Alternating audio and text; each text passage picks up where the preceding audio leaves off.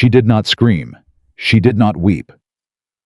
Abigail Whitmore simply removed the ring from her finger, the one Nathaniel Caldwell had placed there with a quiet promise 2 years ago, and set it on his mahogany desk, like a woman who had already made peace with her grief. Then she walked out into the Virginia summer heat without looking back.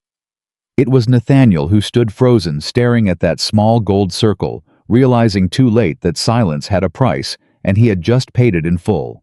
If this story moves you, subscribe to our channel and follow every part until the end. And drop a comment telling us what city you're watching from. I want to see how far this story has traveled. Virginia summer of 1817. The morning Abigail Whitmore left the Caldwell estate.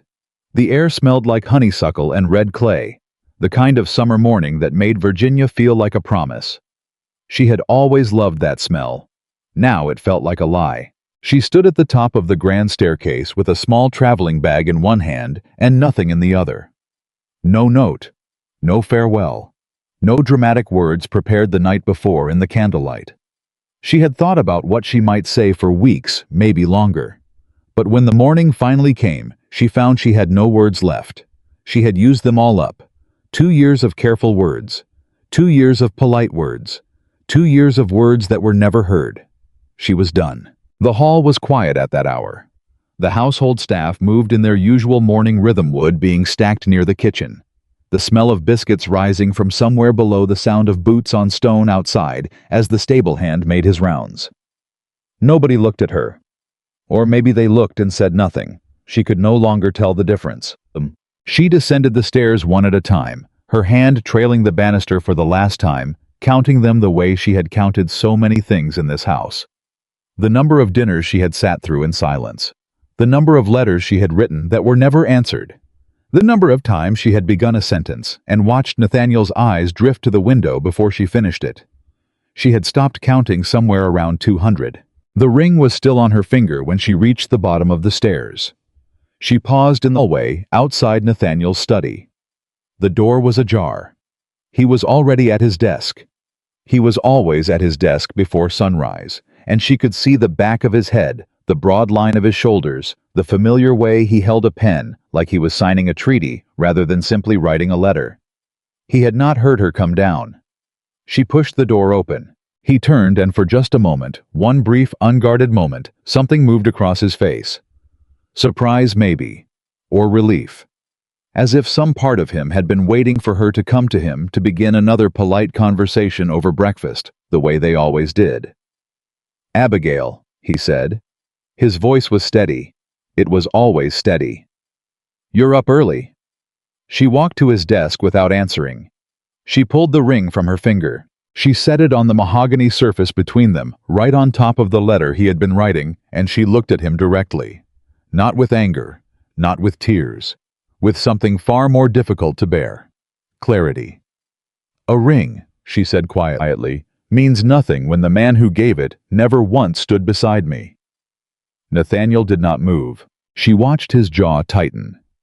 She watched his eyes drop to the ring and come back up to her face. She watched him search for the right words the way he always did, the careful, measured, controlled response that would manage the situation without requiring him to feel anything. But this time, she did not wait for it. She picked up her bag from the doorway where she had set it, and she walked out of the Caldwell estate into the honey-thick Virginia morning, and she did not look back. Behind her, Nathaniel Caldwell sat very still. The ring caught the early light on his desk, a small gold devastating thing. He had chosen it himself. He remembered that. He had stood in the jeweler's shop in Richmond and pointed to the simplest band, thinking that was what she would want. Thinking he knew what she wanted. He realized, sitting there in the silence she had left behind, that he had never once asked her. It had not always been like this. He could still remember the first time he saw Abigail Whitmore. It had been at a spring gathering at the Haverford plantation 2 years and 3 months ago, before the wedding, before the ring, before all of it. She had been standing near the garden wall with her younger cousin laughing at something, and the laugh had caught him off guard. It was not the careful, practiced laugh of the women he knew. It was real, unguarded. He had stared. His cousin Thomas had noticed. "That's James Whitmore's daughter," Thomas had said. Small family, decent land, nothing remarkable. She laughs like she means it, Nathaniel had said almost to himself. Thomas had given him a strange look, but Nathaniel had already started walking toward her. Their courtship had been brief by necessity. His schedule allowed little time for extended correspondence, and he was practical about such things. He had come to the Whitmore home twice. He had spoken with her father. He had spoken with Abigail herself and found her sharp and honest and surprisingly easy to talk to, which was not something he had expected from a woman 10 years younger than him. "Do you enjoy estate management?" she had asked him at their second meeting, direct and unafraid. "I endure it," he had said. "Then what do you enjoy?" He had thought about it longer than he expected to.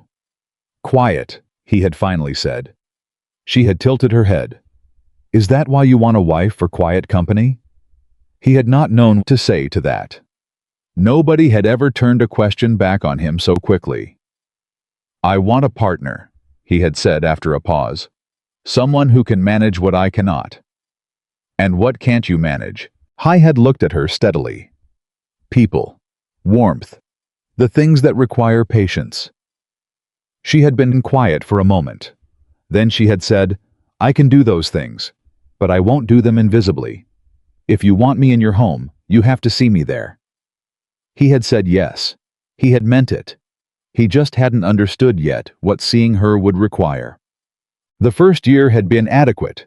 That was the word he had used in his own mind, a word he was not proud of now. Adequate. Abigail had managed the household competently.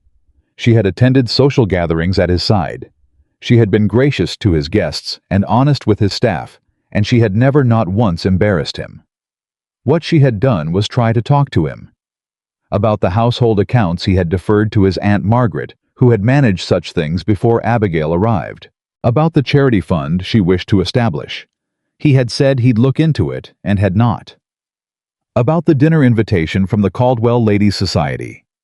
He had said she could handle it herself, not realizing that handling it herself meant navigating women who had no interest in seeing her succeed. I had been busy. He was always busy. The estate required everything, and he had always operated on the belief that a well-managed property spoke for itself. He had not understood that a marriage was not a property, that it could not be left to manage itself.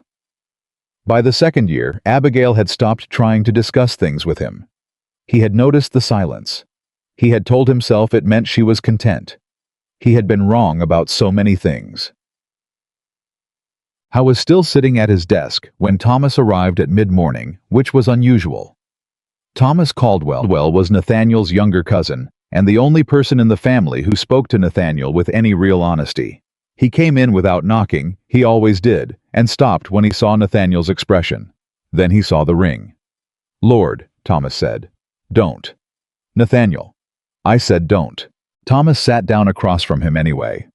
He looked at the ring for a long moment. Then he looked at his cousin. "Where did she go?" "Her aunt's home, in Charlottesville." "Did she say?" "She said enough." Nathaniel's voice was controlled. It was the only thing about him that still felt controlled. "She said I never stood beside her." Thomas was quiet. "Is she wrong?" Nathaniel asked. Thomas was quiet for longer than was comfortable. "You protected the estate," Thomas said finally. "You protected the Caldwell name. You protected everything in this house that could be protected with money and authority." He paused. "But Abigail can't be protected with money and authority, Nathaniel. She needed something different from you." "She needed me to see her," Nathaniel said flatly. "Yes. And I didn't." "No." Nathaniel picked up the ring. He turned it between his fingers. He had not realized when he chose it how light it was, how small, how easy it would have been to overlook the same way he had overlooked the woman who wore it. "There was the gathering last night," he said. "The Prescott event. She came home early. She had a letter in her hand, an invitation, and it was torn." Thomas sat forward slightly. "Torn how?" "Deliberately, along the seal." Nathaniel set the ring down. "Society is saying she presented a damaged invitation on purpose, that she was making a statement of contempt toward Eleanor Prescott." That doesn't sound like Abigail. No, Nathaniel agreed. It doesn't. He had dismissed it last night. He had heard the whispers from his Aunt Margaret. The girl embarrassed us all. Nathaniel, she ought to have stayed home, and he had been tired, and he had not pressed the matter. He had simply expected Abigail to come to him and explain. Instead, she had come to him and left her ring. He looked at the torn invitation still on the corner of his desk where Abigail had left it. It had not been there before she came in. She must have placed it alongside the ring, without him noticing, a final piece of evidence set before him quietly without fanfare. Because that was how Abigail did everything. Quietly. Without demanding that he notice. He reached for it. The paper was good quality. Eleanor Prescott used only the finest stationery, which everyone in Virginia's society was expected to understand as a statement about her character. The invitation was addressed in proper form to Mr. and Mrs. Nathaniel Caldwell, and the tier ran directly through Abigail's name. Not Nathaniel's. Abigail's. Nathaniel turned the paper over.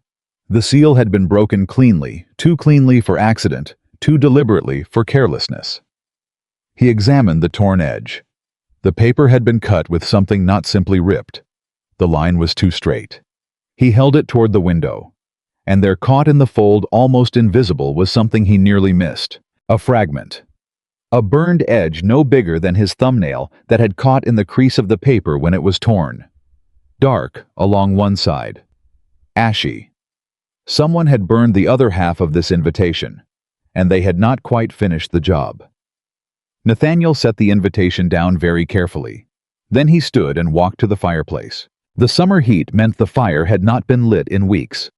But the grate held old ash remnants from the spring, never fully cleared. He crouched down and examined it. Thomas appeared in the doorway behind him. "What are you doing?" "Looking." "For what?" Nathaniel reached into the ash with careful fingers.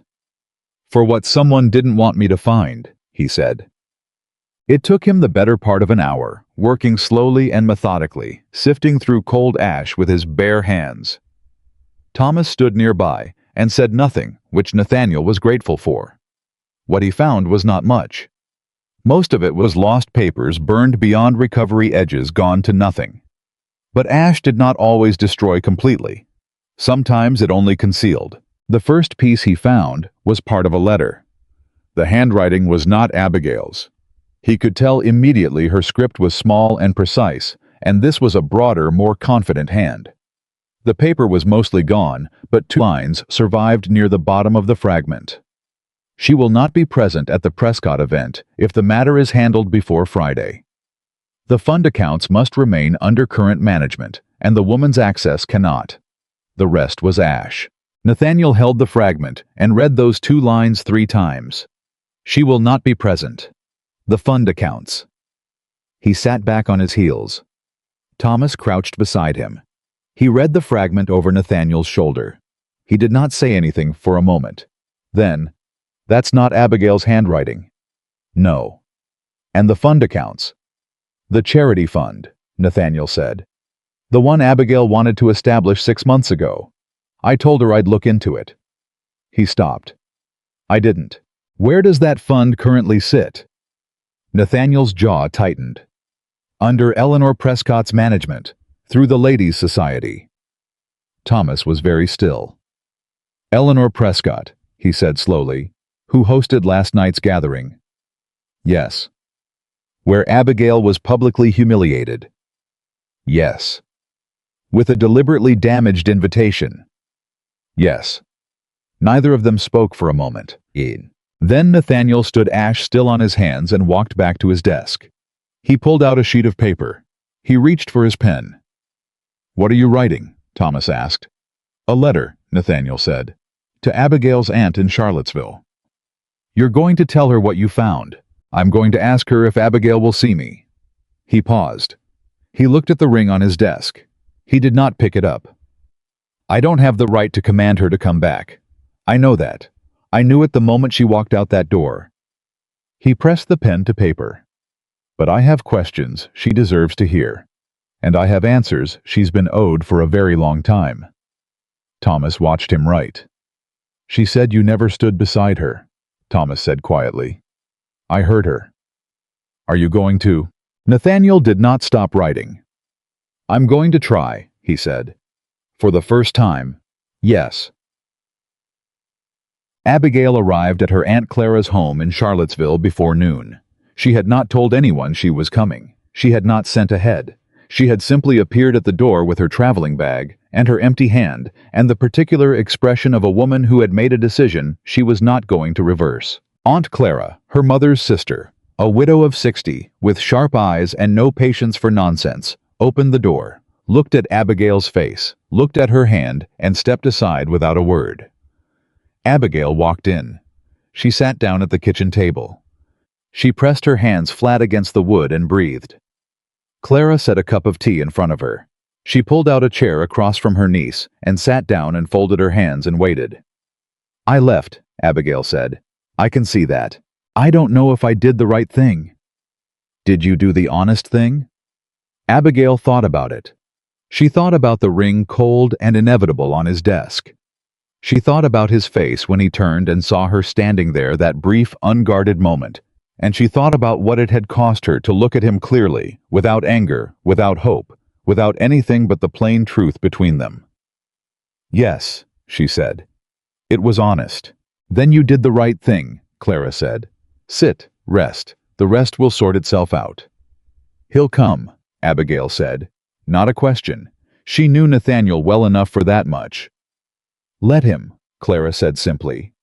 But let him come to you properly, not to manage the situation, not to explain away the unpleasantness, to actually come to you.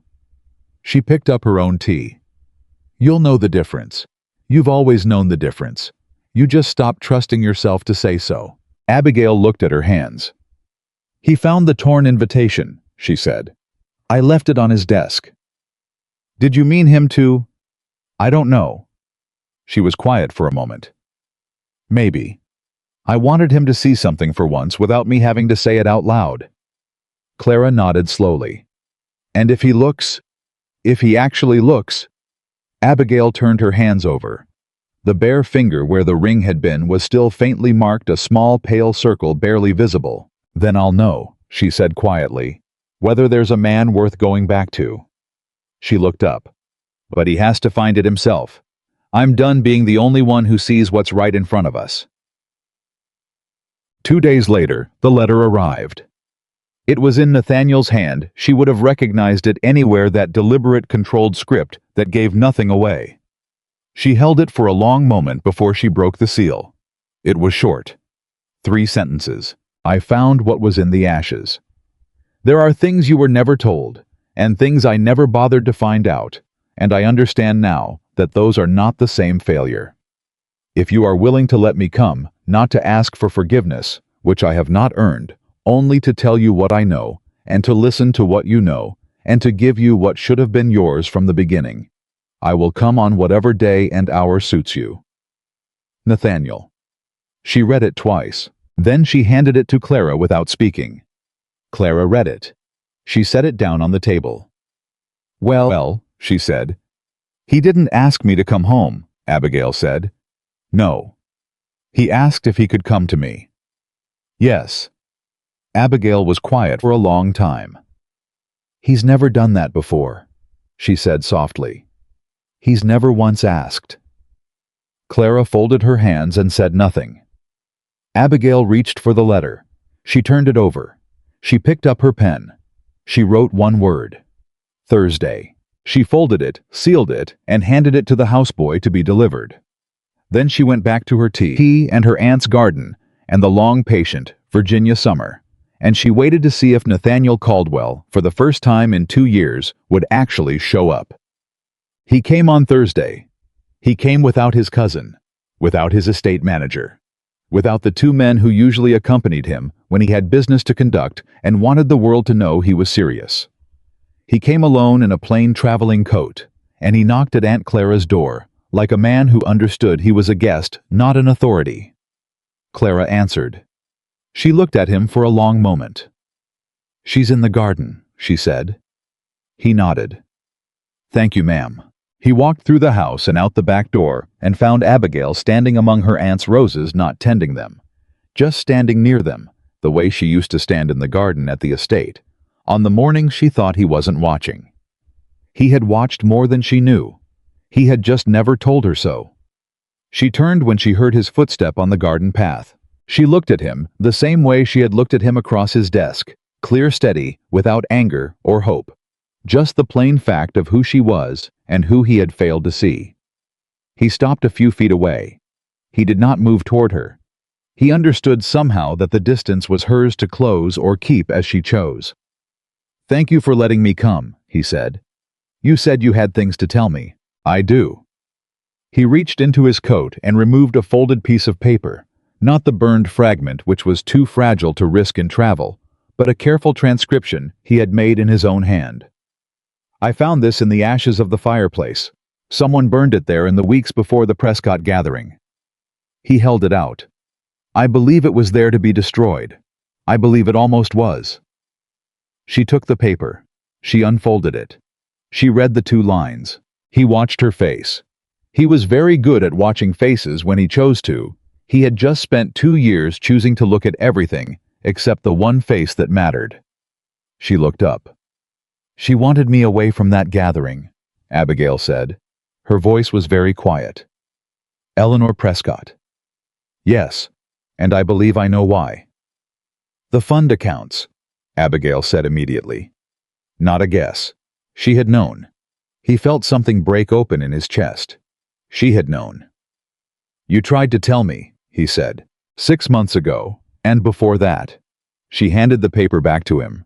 "You said you'd look into it." "I didn't." "No." "I'm sorry, Abigail." She looked at him. He held her gaze and did not manage the expression on his face. He let it show the failure, the weight of it, the understanding he had arrived at too slowly and too late. He let her see all of it. "I know that doesn't undo anything," he said.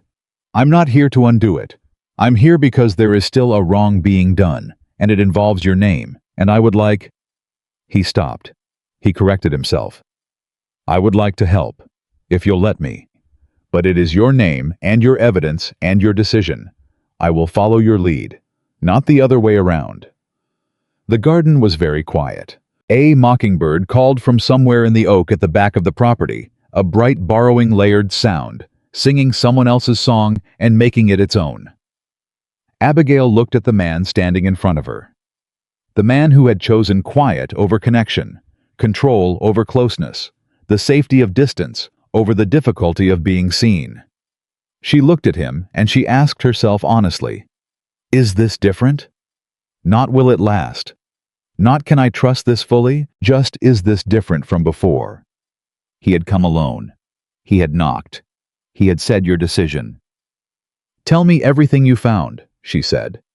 And for the first time in 2 years, Nathaniel Caldwell sat down with his wife and talked, not managed, not explained, not directed, but actually talked. And for the first time, she believed he was listening for her answer. The ashes had not destroyed everything.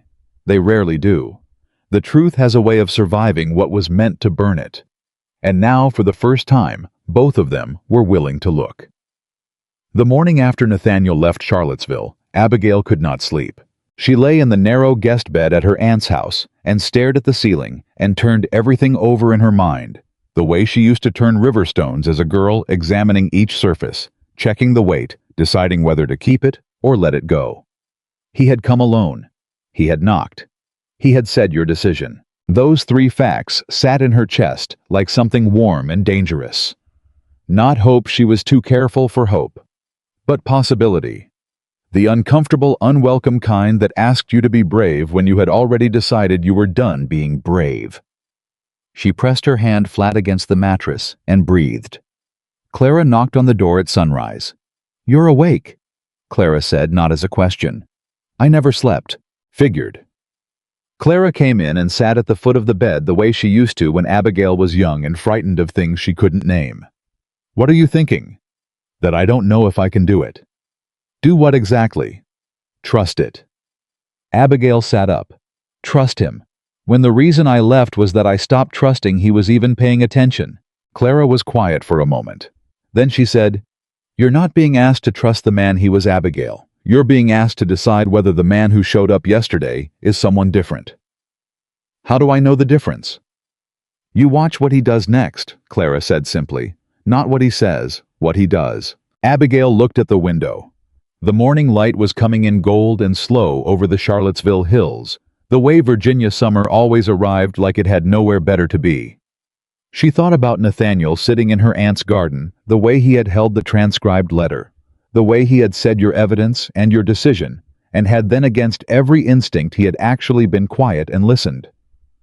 She thought about what he had told her, about the ashes, about the fragment of letter, about Eleanor Prescott and the fund accounts and the deliberate tear in the invitation paper.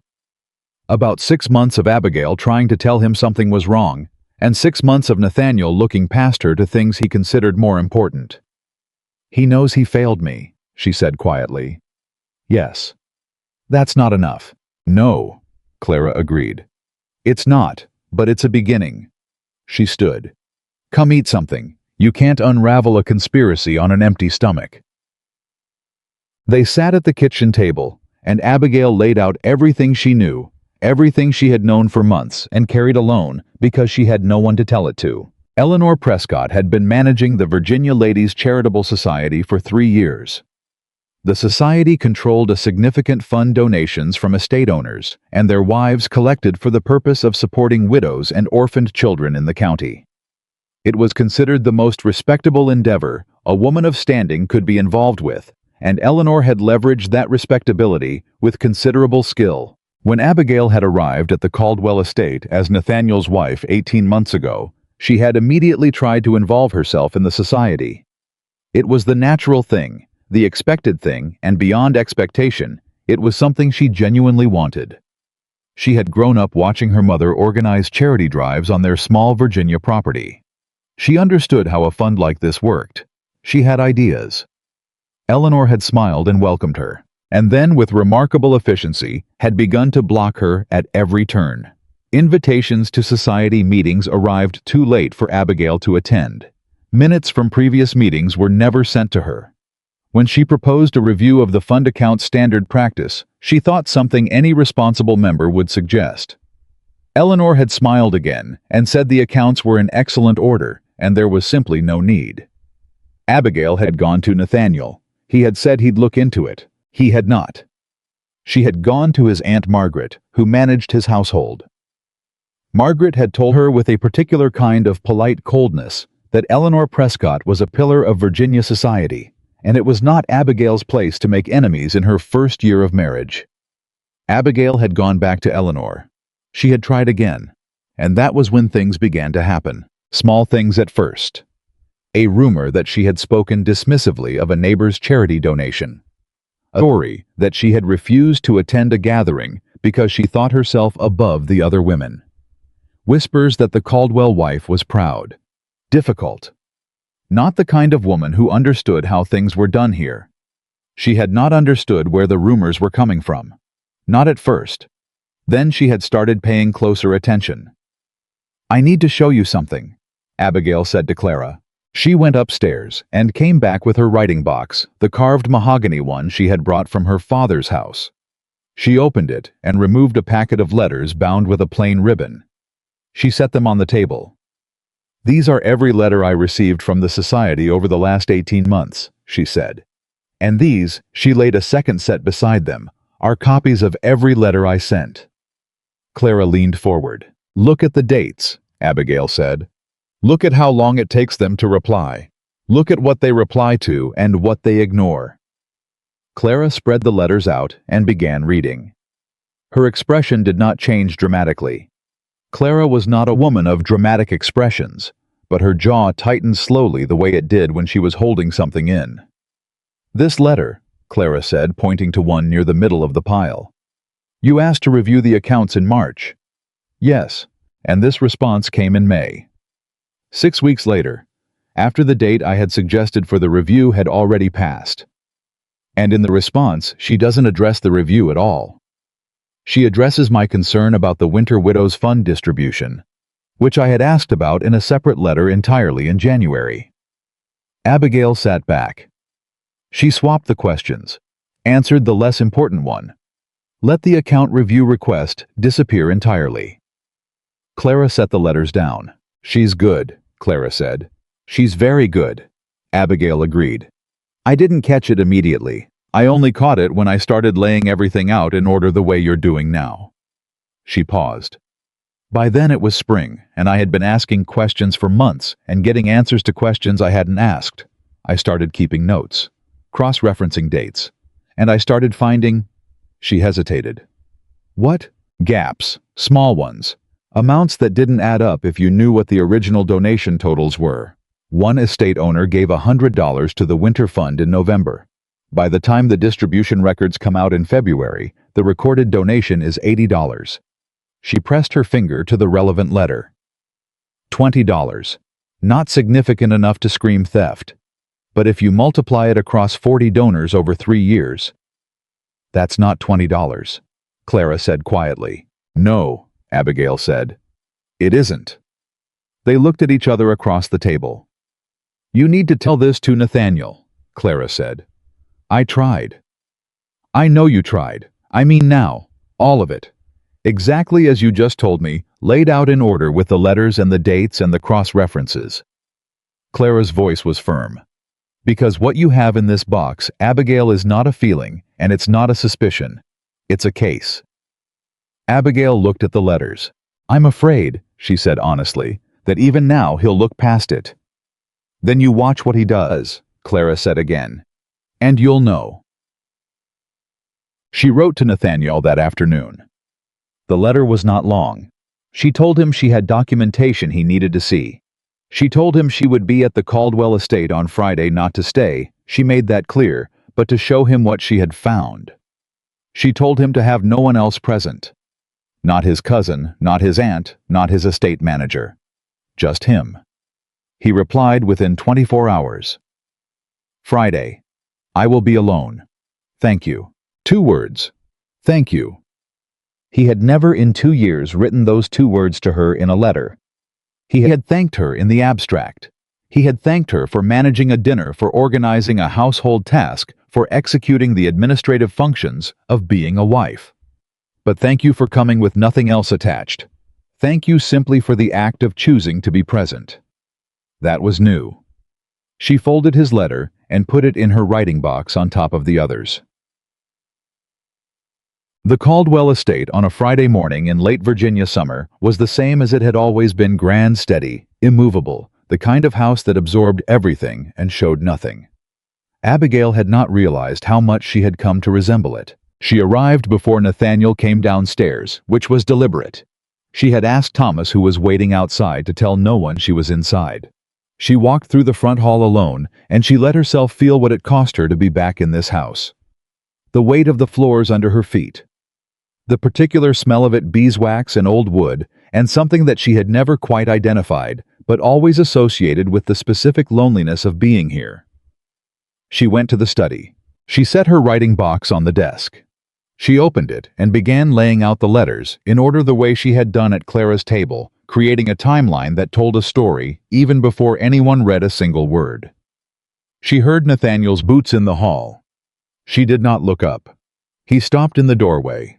She could feel him take in the sight of her standing at his desk, methodically organizing evidence, entirely in command of the space she had spent 2 years feeling like a guest in. "Good morning," she said. "Good morning." His voice was careful, not managed careful. There was a difference. "May I come in?" She looked up at that. He was asking permission to enter his own study. She understood in that moment that he had thought about this. That he had deliberately chosen that question because he understood that this morning was not about his house or his authority or the Caldwell name. This morning was hers. He was the one asking to be here. "Yes," she said. "Sit down." He sat across from her, not at the head of the desk, the way he always did, but in the chair across from it. The position of someone who had come to listen. She began. She walked him through everything: the letters, the dates, the swapped responses, the 6-week delays, the account discrepancies. She did not soften it, and she did not rush it. She laid it out the way Clara had said, in order with evidence like a case. because that was what it was. Nathaniel did not interrupt her. He watched her. He read each document she placed in front of him. He asked 3 questions, specific, intelligent questions about dates and amounts and chain of documentation. And when she answered them, he nodded and did not ask her to repeat herself or explain herself or justify her reasoning. He simply listened and believed her. When she finished, the desk was covered in letters. He sat back. For a long moment he said nothing. She watched the understanding move through him. Not surprise exactly, because she thought some part of him had known since he found the ashes that this was larger than a torn invitation. But the full weight of it, the scope of it, the understanding that this had been building for 18 months under his roof using his wife's name, and he had been so focused on managing his world that he had never noticed the woman inside it being systematically erased. She used your access, he said quietly. Your position as my wife. She used the Caldwell name to give herself credibility with donors, and then she made sure you couldn't question the accounts without looking like a troublemaker. Yes. And when you came too close, she destroyed the invitation, made it look like I was the arrogant one, made society unwilling to listen to me. Abigail's voice was steady. Removed me from the game entirely. By getting me to remove you, Nathaniel said. He said it himself. She had not expected that. She had been prepared to say it carefully, diplomatically, in a way that assigned responsibility without accusation. But he said it himself plainly, without excuse. Yes, she said. She knew I wouldn't look closely. She knew. He stopped. He pressed his hand flat against the desk. She knew I wasn't paying attention. She counted on it. The silence between them was not comfortable. It was not meant to be. It was the silence of 2 people sitting with a truth that hurt and choosing not to look away from it. I need you to tell me, Nathaniel said, and his voice had dropped to something she had never heard from him before. Something stripped of authority and control and the cultivated distance he wore like a second coat. I need you to tell me what that was like. The 18 months. I need to understand it not as an accounting of what Eleanor did, but what it was like to be you in this house during that time. Abigail looked at him. Why? She asked. Not defensively, genuinely. Because I keep finding facts, he said. I keep finding evidence and dates and amounts, and I understand it all perfectly. I understand the conspiracy. He looked at her directly. I don't understand the loneliness, and I need to understand the loneliness before I can begin to understand what I actually did wrong, because I don't think my failure was only that I didn't look at the accounts. Her throat tightened. She had not expected that. She had come prepared for business. Evidence, strategy, next steps. She had armored herself against this being anything more than a practical collaboration between 2 people who had failed to be a marriage. She had not prepared for him to ask about the loneliness.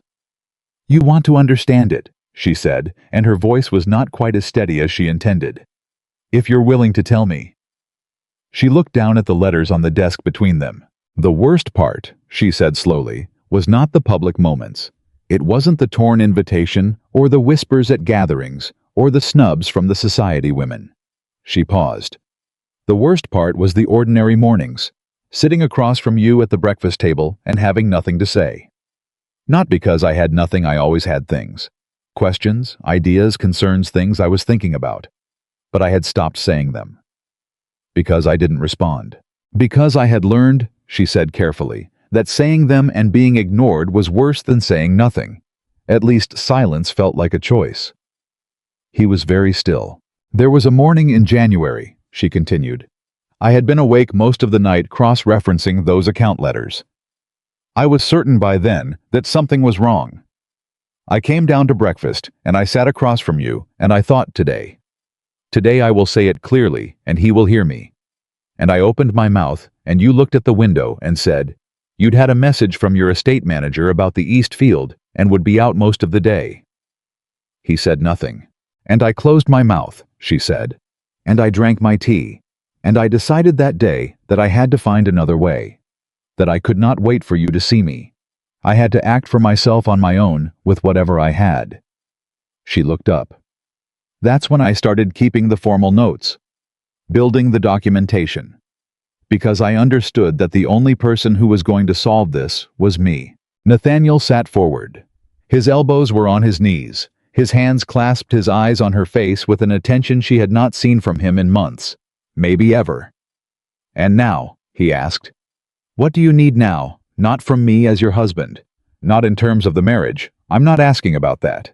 I'm asking about Eleanor Prescott and the fund and the evidence you have on that desk." He gestured to the letters. "What do you need to finish this?" The question settled over her like clean water. What do you need? Not here is what we will do. Not let me handle it from here. Not the reflexive authority that she had spent 18 months fighting against. What do you need? Access, she said, to the original donation records, the ones the society would have submitted to the county committee. Eleanor controls the internal records, but the county would have independent copies. Every charitable fund above a certain size is required to file quarterly reports. She straightened. If those reports don't match the society's internal records, that's not a rumor or a suspicion. That's documentary proof of fraud. I can get those records. I know you can, she said. That's why I came. He heard the precision of that. She could see him register it.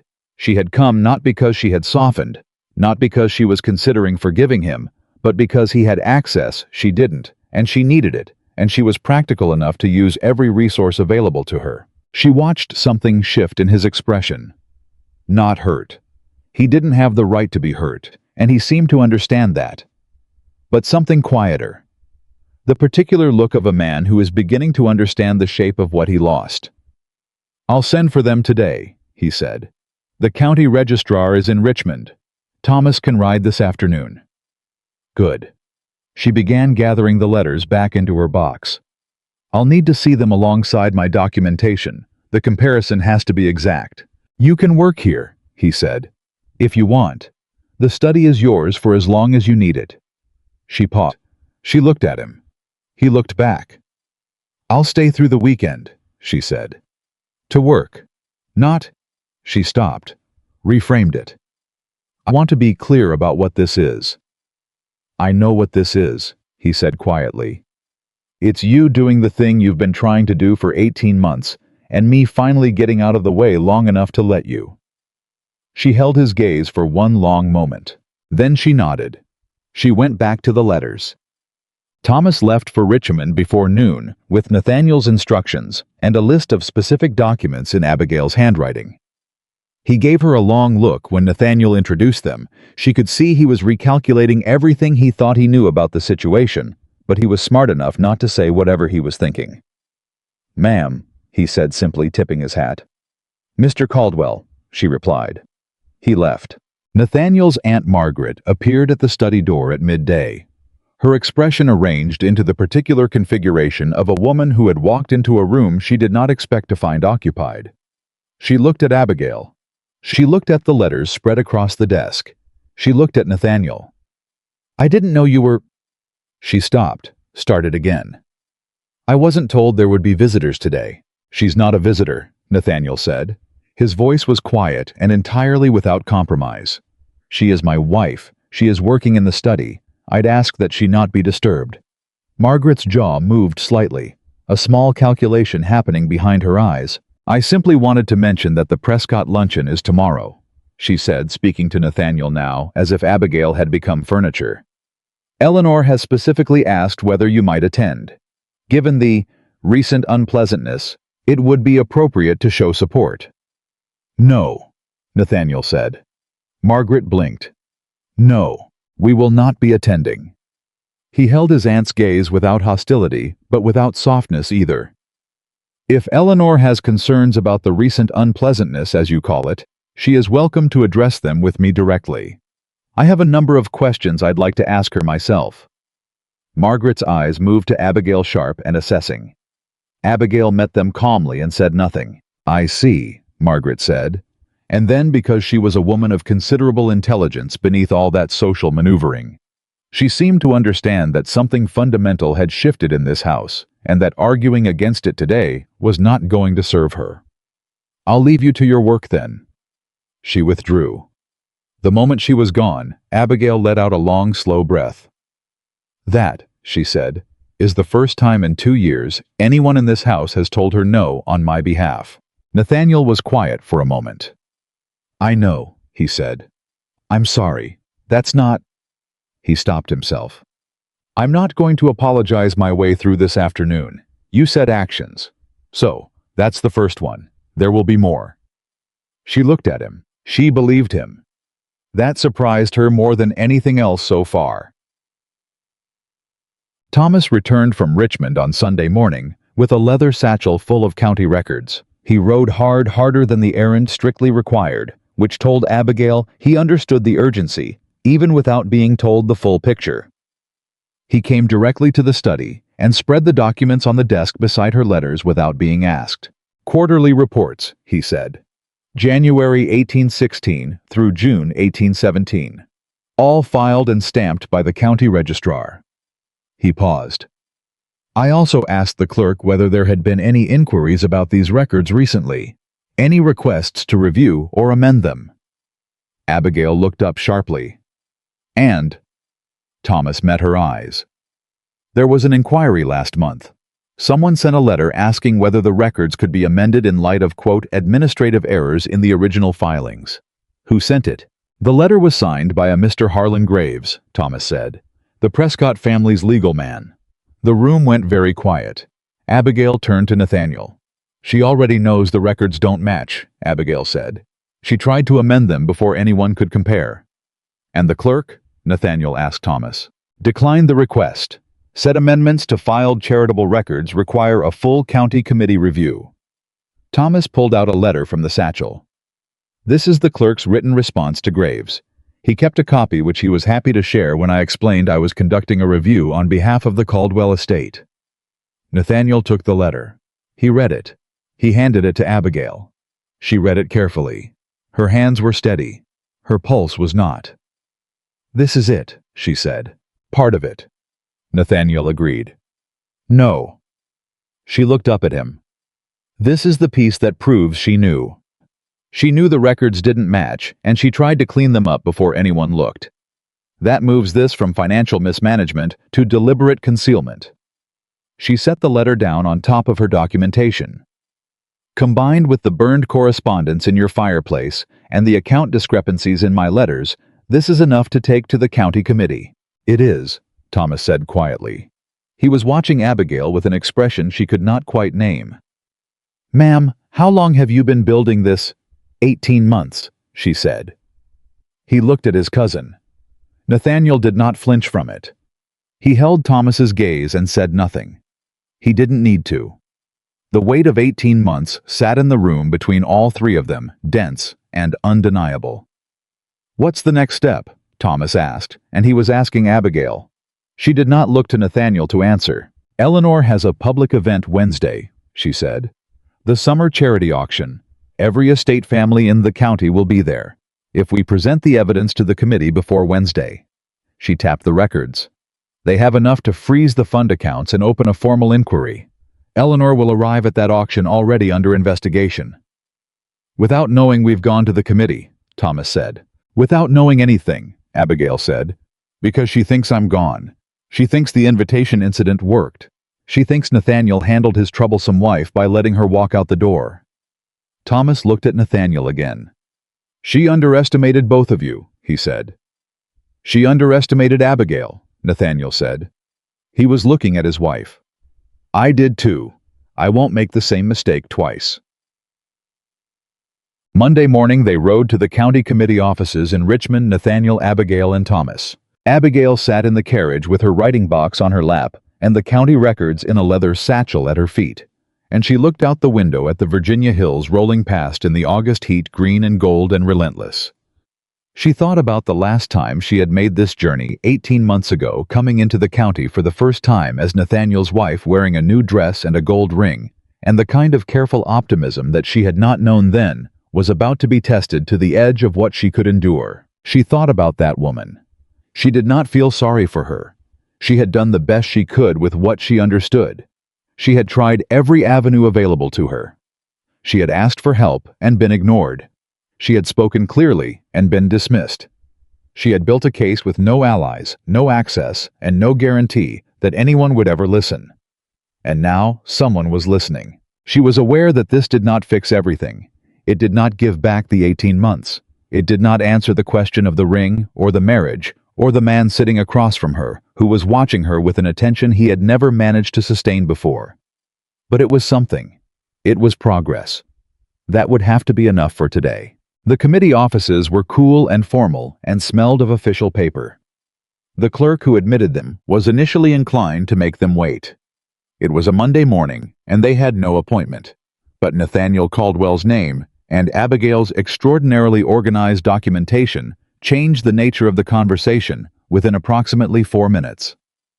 They were shown into the committee room. Abigail presented the case herself. She laid out the letters, the dates, the account discrepancies. She presented the county records alongside the society's internal correspondence and showed column by column, line by line, where the numbers diverged. She showed the clerk letter documenting the Prescott family's attempt to amend the records. She showed the transcribed fragment from the fireplace ashes. The committee chairman, a dry, careful man named Alderton, who she suspected had seen a great deal and trusted very little, listened to everything without expression. When she finished, he looked at the documents for a long moment. Then he looked at Nathaniel. "Is this brought with your support, sir?" "It is brought at my wife's initiative," Nathaniel said. "I am here in support of her investigation. The documentation, the analysis, and the case before you are entirely her work." Alderton looked at Abigail. "Mrs. Caldwell," he said, "when did you first become aware of the discrepancies?" 14 months ago, she said, "when I began cross-referencing the fund donation records against the Society's distribution reports." "And you have maintained documentation throughout?" "Yes." He looked at the letters spread before him. He did not touch them yet, but she could see him reading titles, noting dates, tracking the timeline she had constructed.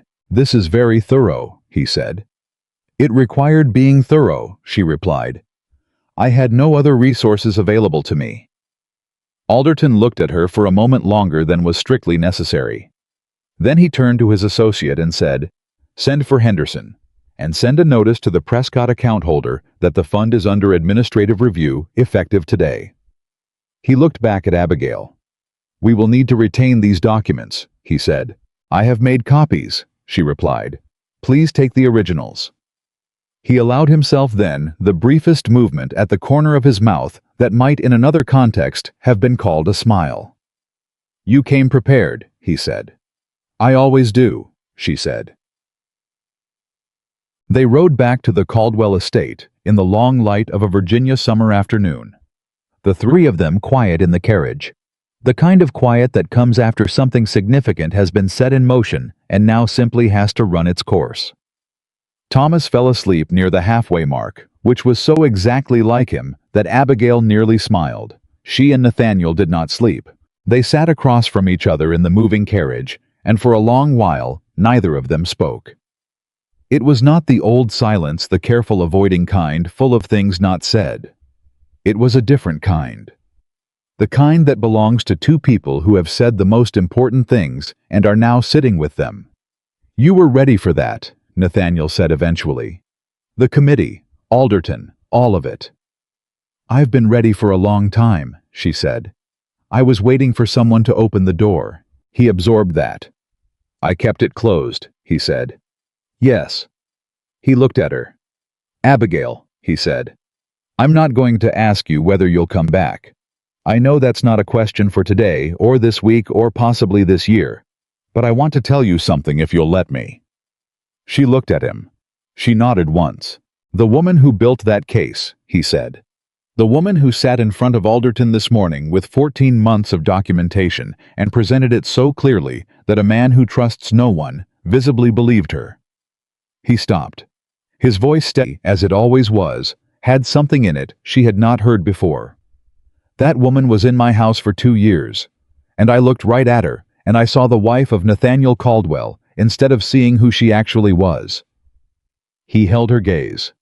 "I don't think I deserve forgiveness for that. I'm not asking for it. I'm telling you that I see it now, clearly, and I won't forget it again." The carriage moved through the late afternoon heat. outside the Virginia hills, held their long summer gold. Abigail looked at the man across from her.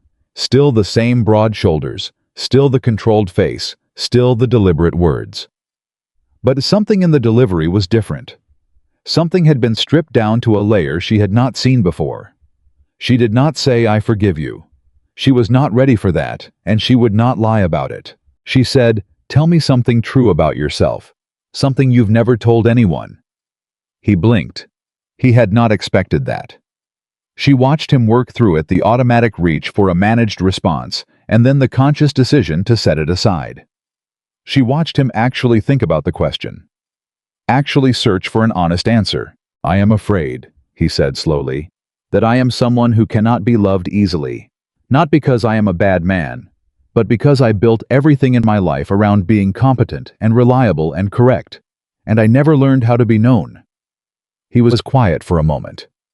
"I thought that if I ran the estate well, and provided well, and made no significant errors, that was what a good life looked like. I never considered that providing for someone and being present with someone are entirely different things." He looked at his hands. "I'm 45 years old, and you are the first person who has ever made me understand that difference. The understanding cost me the only thing I actually wanted to keep." The carriage rolled on. Thomas snored softly. Abigail looked at Nathaniel for a long time. "I know," she said finally, "that you mean that." He looked up. "That's all I'm saying today," she said. "I know you mean it. The rest." She turned to look out the window. "We'll see what comes next." It was not a promise. It was not a door. But it was not a wall either. And in the golden, heavy, complicated silence of a Virginia summer afternoon, that was more than Nathaniel Caldwell had any right to expect. He understood exactly what it was. And he held it carefully, the way a man holds something he has come very close to losing forever. Gently, steadily, with both hands, afraid to grip too hard, and afraid to let go. The estate appeared on the hill ahead of them, and neither of them looked away. The notice from the county committee reached Eleanor Prescott on Tuesday morning. Abigail knew this because Thomas had a contact at the Richmond post office, a practical arrangement that Nathaniel had maintained for years for business purposes, and had never once thought to apply to anything resembling personal intelligence. Abigail had thought of it immediately. She had asked Thomas on Sunday evening quietly while Nathaniel was reviewing estate papers. Thomas had said yes without hesitation, which told her he had already decided whose side he was on. The notice arrived at the Prescott house at 9:30. By 10 o'clock, Eleanor Prescott had sent 3 letters. Thomas intercepted the routing information on 2 of them. One went to Harlan Graves, her legal man. One went to a woman named Sybil Harcourt, the second most influential member of the Ladies' Society, and Abigail had long suspected Eleanor's closest collaborator. The third letter's destination they could not confirm. "She's moving fast," Thomas said, setting the information on the study desk where Abigail was working. "She's afraid?" Abigail said without looking up from the document she was cross-referencing. "Fear makes people move fast. It also makes them make mistakes." "What kind of mistakes are you expecting?" "She'll try to get to a witness before we do," Abigail said. She set down her pen. "There are 2 women in the society who handled the actual record-keeping. Not Eleanor herself. She never touches the physical accounting. That's how she insulates herself. She delegates. Those women may not have known what they were participating in, or they may have been told only as much as they needed to be told." She looked at Thomas. "If Eleanor reaches them first and coaches their story, we lose part of our chain of evidence." Thomas was already reaching for his coat. "Do you know their names?" he asked. "Mrs. Dora Finch and Miss Lydia Alcott," Abigail said. She had known those names for 8 months. She had simply been waiting for a moment when saying them out loud would accomplish something. "Mrs. Finch lives on the Greenbrier Road. Miss Alcott boards with her sister's family near the courthouse." Thomas paused at the door. "I'll take James with me."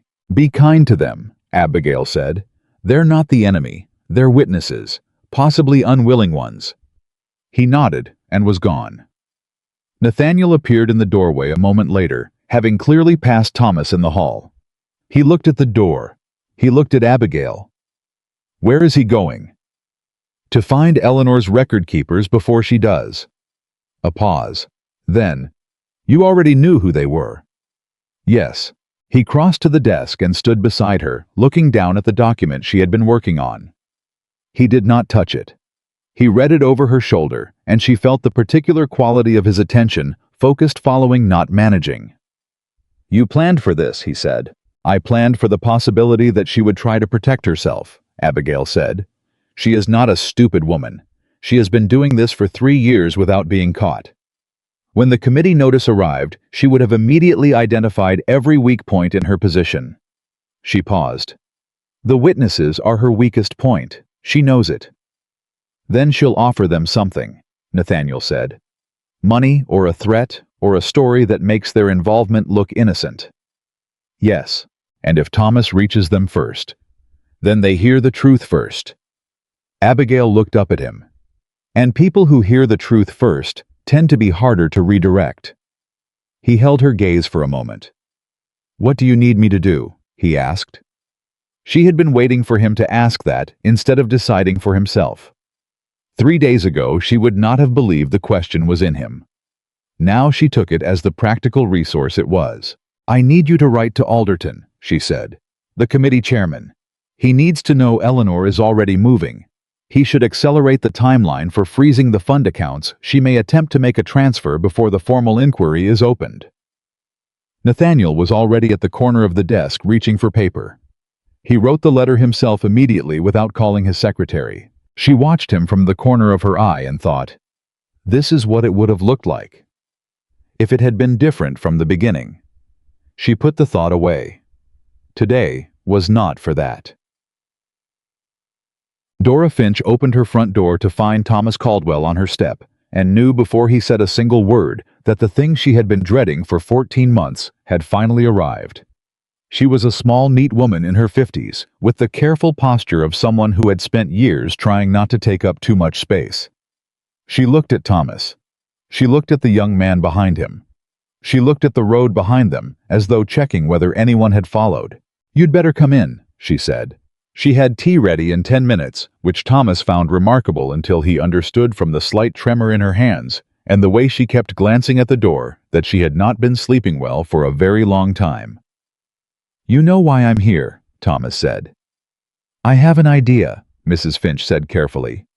The county committee opened an inquiry this morning into the Ladies' Charitable Society fund accounts. She set her teacup down. I kept the records, she said. I want you to know that I kept them exactly as they were given to me. I did not alter any figure that was placed before me.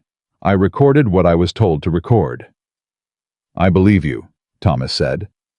Her shoulders dropped a fraction of an inch, as though something she had been holding up by sheer will had been given permission to rest. When did you first realize the figures you were recording weren't accurate? Thomas asked. She was quiet for a moment. About a year ago, she said. I cross-referenced a donation receipt against what I'd entered into the ledger and found a discrepancy, a small one. She folded her hands. I went to Mrs. Prescott. I said I thought I'd made an error. She told me I hadn't. She told me the receipt was the error, that it had been written incorrectly at the source. A pause. She was very smooth about it, very kind. She thanked me for my diligence and told me not to concern myself. And you let it go, Thomas said. Not with judgment, just with fact. I am a widow with 2 daughters, Mrs. Finch said quietly. Mrs. Prescott is the center of every social network in this county. If she decided I was a troublemaker, she stopped. I thought it was a small thing. I told myself it was a small thing. But it wasn't. No. Her voice was very low. I know that now. I've known it for a long time. She looked at Thomas. Is Mrs. Caldwell the one who found it? Yes. Mrs. Finch nodded slowly. Something moved across her face, a complicated expression that Thomas couldn't fully read. Something between relief and grief and a shame she was not going to perform dramatically because she was not that kind of woman. I heard what they did to her at the Prescott gathering, she said. The invitation. What people were saying. She paused. I knew it wasn't true. I said nothing. You can say something now, Thomas said. She looked at him. Will anyone listen to a widow with no standing? Mrs. Caldwell had no standing either, Thomas said. She built the case anyway. He leaned forward slightly. You would be a witness, Mrs. Finch. Not the architect of this. Not the target. A witness who came forward because it was the right thing to do. That's a very different position. She was quiet for a long time. Outside, a mockingbird was going through its repertoire in the oak tree, borrowing songs, layering them, making something new out of what it had taken from others. All right, she said at last. All right. Tell me what you need. Lydia Alcott was harder. She was younger, barely 25, and she had more to lose in a different way. She was unmarried, boarding with her sister's family, hoping to find a position as a governess or companion through the recommendations that the society women could provide. Eleanor Prescott's endorsement was for Lydia the difference between a stable future and uncertainty. She met Thomas in her sister's front parlor, with her arms folded and her chin up, and the brittle, bright-eyed look of someone who had already decided to be uncooperative. I don't know what you've heard, she said, before Thomas had properly sat down. But I have nothing to say about the society's accounts. I performed my duties exactly as instructed. If there are irregularities, they are nothing to do with me. I agree, Thomas said. That stopped her. You agree? Yes, I'm not here to assign you blame, Miss Alcott. You handled correspondence and meeting minutes. You were not responsible for the financial records. He paused. But you were present at the society meetings. You wrote the minutes. And there are things that happen in a room that end up in minutes, and things that are said and don't. I'm interested in the ones that didn't. She stared at him. Has Mrs. Prescott contacted you today? Thomas asked, a hesitation, just brief enough to be honest. No, Lydia said. Thomas looked at her steadily. Miss Alcott, he said, I will tell you plainly. The county committee has opened a formal inquiry. Documents have been submitted. Account records have been compared. The inquiry is not a rumor or a threat. It is already in motion. He kept his voice even, not unkind. Mrs. Prescott sent 3 letters this morning. One to her legal man and one to a Mrs. Harcourt. The third letter we could not confirm. It may have been to you. Her arms still folded tightened slightly. If she has already contacted you, Thomas said, and asked you to remember certain things a certain way, I want you to understand that the documentary evidence already filed with the committee does not depend on your testimony. You are not the linchpin of this case. He leaned forward. But you are someone who has a choice to make. You can remember what you were asked to remember, and when this inquiry is complete and Eleanor Prescott's conduct is made clear, you will be known as someone who protected her. Or, he stopped. You can tell the truth, and you will be known as someone who had the courage to say it. Lydia Alcott's carefully constructed composure cracked, not dramatically, not with tears, but with a single small exhale that carried 18 months of accumulated weight. She wrote to me yesterday, Lydia said. Not today, yesterday. Thomas went very still. Yesterday, he repeated. Before the committee notice arrived. Yes. Lydia unfolded her arms slowly. She knew. She knew before the notice. She told me there might be inquiries about the society. She told me what to say. She swallowed. She said it was for the good of the organization, that an outside inquiry would damage the women who depended on the fund. Thomas thought about that for a moment. She knew before the committee notice, he said again quietly. Yes. He stood. He reached into his coat and removed a folded piece of paper, a copy of Abigail's account discrepancy analysis that Abigail had pressed into his hand before he left with the words, "Show this to whoever you think needs to see it." He placed it on the table in front of Lydia Alcott. "Read that," he said. "Take your time. I'll wait." She read it. He watched her face as she went through it. The numbers, the dates, the parallel columns showing the donation records against the distribution reports. He watched the moment she stopped seeing accounting and started seeing people. The widows who received less than they were promised. The children whose winter fund was quietly diminished. The women who had donated in good faith to something they believed was honest. When she finished, she set the paper down. "How much?" she asked. We believe over 3 years, somewhere between $3,000 and $4,000. She closed her eyes for a moment. Tell me what you need from me, she said. Thomas rode back to the Caldwell estate with 2 signed witness statements in his satchel and the knowledge which was sitting in his chest like a lit match that Eleanor Prescott had known about the inquiry before it was formally opened. He went directly to the study. Abigail read the statements. She read them a second time. She set them down. She had a contact on the committee, she said. Or at the post office, Nathaniel said. It doesn't matter where, Abigail said. What matters is that she knew yesterday, and she still hadn't cleaned the accounts. That means either she didn't have time, or she thought she didn't need to, Thomas said, because she thought she had another way out. The 3 of them looked at each other. The auction, Abigail said. Tomorrow, Nathaniel confirmed. She's going to do something at the auction, Abigail said slowly. She knew about the inquiry, and she didn't run. She sent letters and coached her witnesses, and she is still planning to appear at a public event tomorrow morning. She pressed her fingers to the desk. That means she has a move, something she thinks will discredit the evidence before it can be heard. What move? Thomas asked. Abigail thought. She thought about Eleanor Prescott, not the villain of the story, not the two-dimensional schemer, but the actual woman. Sharp, socially brilliant, 3 years of successful misdirection behind her. A woman who understood power, the way Nathaniel understood property management, completely intuitively and without sentimentality. What would such a woman do with one day and a public stage and an audience of everyone who mattered in the county? She's going to go on offense, Abigail said. She's going to stand up at that auction and make a public statement about the inquiry before we can. She's going to frame it as a malicious accusation brought by a disgruntled woman who left her husband and is seeking revenge. She looked at Nathaniel. And she's going to do it in front of every estate family in Virginia before Alderton has a chance to formally announce the freeze. The room was very quiet. She's going to make this about you, Thomas said to Abigail. She already has, Abigail said calmly. That was always her strategy. Make it personal. Make it about a wife causing trouble. Make me the story so the accounts are never the story. She stood. Which is exactly why we are going to that auction tomorrow. Nathaniel looked at her. Are you certain? He asked. She has spent 18 months making sure no one in that room will listen to me, Abigail said. She has built a version of me that is proud and difficult and untrustworthy. That version of me does not show up tomorrow. That version of me stays home because she's afraid. She held his gaze. I am not afraid. I am prepared.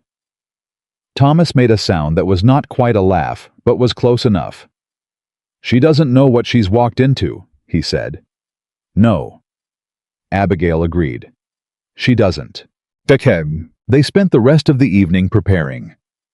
Abigail made 3 copies of the key documents, the account comparison, Alderton's notice, Mrs. Finch's witness statement, and Lydia Alcott's statement, and organized them into a precise sequence. She wrote a clear summary 1 page that laid out the essential facts without jargon and without emotion, so that anyone who read it in 30 seconds would understand the shape of what had happened. Nathaniel reviewed everything she prepared and said at one point, "You should have been an attorney." She looked at him. "Women aren't permitted to be attorneys," she said. "I know," he said. And the way he said it told her he was hearing his own failure in that fact too. Not just Eleanor's crime, but the entire architecture of a world that had made it easy for Eleanor to operate precisely because women like Abigail had no official standing. She did not let herself soften at that. Not yet. But she noted it. Margaret appeared in the door at 9 in the evening. She looked at the 3 of them. The organized documents, the focused work, the particular energy in the room that she clearly recognized as something she had not prepared for. "Are you going tomorrow?" she asked. She was speaking to Nathaniel, but her eyes moved to Abigail. "We're going," Nathaniel said. "Nathaniel." Margaret's voice was careful. "Eleanor Prescott has been a cornerstone of this county's social. She has been stealing from widows and children," Nathaniel said, "for 3 years, using my wife's name to provide herself cover." He did not raise his voice. He did not need to. If you have something to say about that, Margaret, say it plainly. Otherwise, I'd ask you to let us work. Margaret looked at Abigail, and Abigail saw something she had not seen in 2 years on her husband's aunt's face. Recalculation. Not apology. Margaret was not built for apology, but the particular expression of a woman who was reassessing which way the wind was blowing and deciding that the investment she had made in Eleanor Prescott's social orbit might not be as safe as she had believed.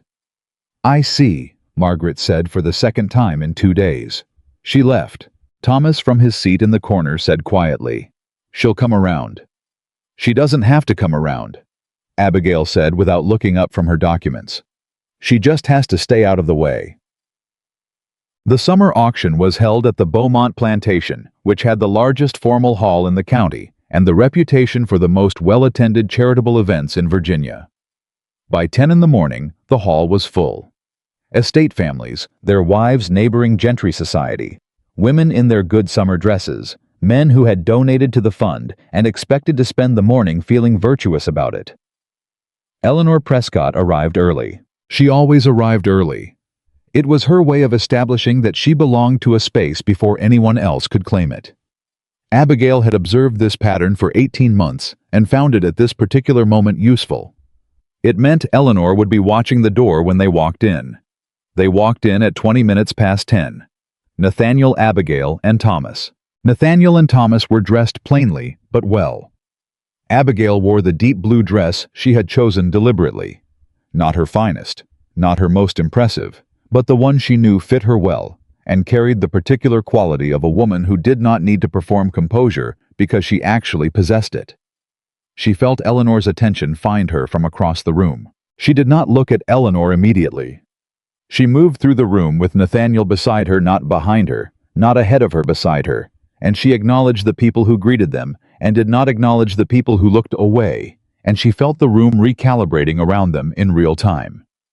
People had heard by now that she had left. People had heard the story of the invitation. People were watching to understand what her presence here today meant. Then she felt another quality of attention from across the room. Sharper, more focused. She turned and Eleanor was looking at her with the expression of a woman who had made a calculation and was checking whether it was still accurate. Their eyes met. Eleanor smiled. Abigail smiled back. And she watched the first shadow of uncertainty cross Eleanor Prescott's face because it was not the smile of a woman who was afraid. "She knows something is wrong," Nathaniel said quietly beside her. "Good," Abigail said. The auction was scheduled to open with brief remarks from Eleanor as society president. It was her stage, her event, her carefully cultivated moment. Abigail watched her move toward the front of the room with the smooth, practiced ease of a woman who had done this dozens of times. Eleanor turned to face the assembled guests. "Ladies and gentlemen," she began, her voice carrying the warm, confident authority of someone who knew how to work a room. "Before we open this morning's auction, I want to address something that I know many of you have heard discussed." She paused, letting the room go quiet in the way she had perfected. "It has come to my attention that certain parties have made inquiries with the county committee regarding the management of our charitable fund. I want to assure you directly, Mrs. Prescott." The voice that cut across her was Abigail's. Clear, steady, carrying to every corner of the room without effort, because Abigail had decided before she walked through the door that she was not going to wait for an invitation. Eleanor stopped. The room stopped. Abigail stepped forward. "I apologize for the interruption," she said to the room, not to Eleanor. Her voice did not carry apology, it carried the particular courtesy of a woman who is about to say something that cannot wait. "But as I believe I am the party being referenced, I'd ask the room to allow me one moment before Mrs. Prescott continues." Nobody told her no. That was the thing about a room full of people who had been expecting drama. They were rarely willing to interrupt it when it finally arrived. Abigail reached into the satchel Thomas was holding beside her. She removed the single-page summary she had written the night before. "2 weeks ago," she said, "I became aware that the county committee had received documentation concerning the Ladies' Charitable Society fund accounts. I submitted that documentation myself 14 months after I first identified discrepancies between the Society's internal records and the county's official reports. She held up the summary. I have copies of the relevant evidence for any member who wishes to review it. I would particularly invite the estate owners in this room who have donated to the fund to request a copy, as the discrepancies involve the recording of your donations against the actual distributions. The room was absolutely silent. She heard Eleanor begin, "This is a malicious..." Mrs. Prescott. Nathaniel's voice this time, quiet and final. He stepped forward to stand beside Abigail, not in front of her. Beside her, exactly where he had promised to be. "My wife is speaking." Eleanor stopped. Nathaniel Caldwell was not a man. People talked over. Everyone in the room understood that. He stood there, the full weight of his name and his land and his 34 years of managing every difficult thing with absolute authority, and he placed all of it in service of 4 words, "My wife is speaking." Abigail continued. "The county committee has opened a formal inquiry," she said. "The fund accounts have been frozen pending that inquiry. Those are facts established by the committee, not by me." She lowered the page. "I have not come here today to make accusations. I have come here because Mrs. Prescott was about to stand in this room and speak about this matter, and I wanted the people she intended to address to have accurate information before she did." She looked directly at Eleanor. "You contacted your witnesses before the committee notice arrived," Abigail said. "That tells me you had advanced knowledge of the inquiry. The committee will want to understand how." Eleanor's expression had gone very still. "You coached Lydia Alcott," Abigail continued, her voice level, "who has now given a signed statement to the committee, and you sent Harlan Graves to the county registrar to request amendments to the filed records. The clerk's written refusal is also in the committee's possession." She paused. "I want to be clear that nothing I am saying to you right now is a surprise to anyone who will be conducting that inquiry. The only people in this room from This Is News," she turned to the assembled guests, "are the people who deserve to hear it." The room was a held breath. Then a man near the back, James Beaumont, the plantation owner, one of the fund's largest donors, said in a voice that was not loud, but was very clear. "How much?" Abigail turned to him. "We believe between $3,000 and $4,000 over 3 years, she said. "The precise figure will be determined by the inquiry." The breath in the room released, not quietly. Eleanor said something. Abigail heard her begin a sentence. Something about misrepresentation and malicious intent, and the damage being done to good works by a woman with a personal grievance, but the room was no longer listening to Eleanor. James Beaumont was talking to the man beside him.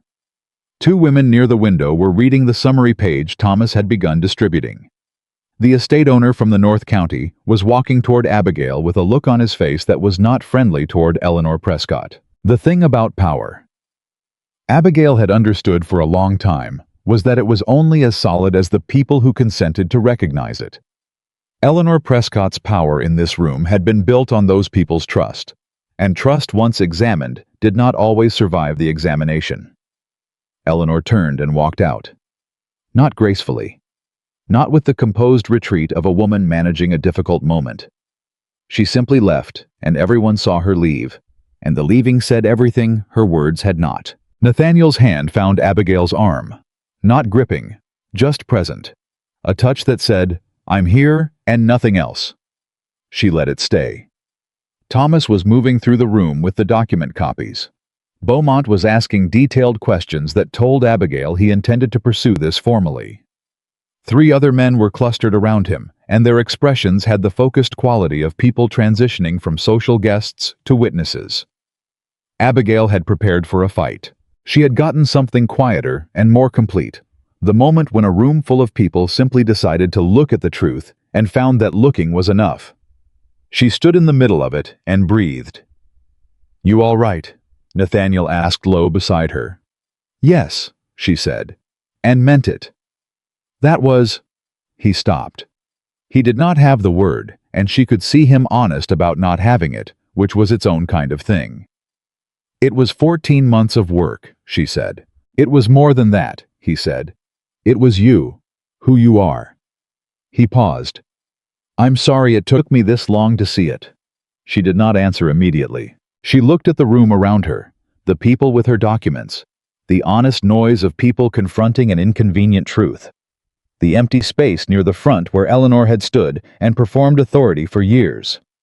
She thought about the woman she had been 18 months ago, arriving in this county with a gold ring and careful optimism, and a genuine desire to do good with the position she'd been given. She thought about everything that had been done to her in this room by reputation, by absence, by the 1,000 small erasures that added up to a person no one could hear.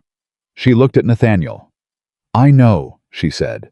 Not forgiveness, not yet, but the acknowledgement that the seeing was real, and that it mattered, and that she was still deciding what to do with it.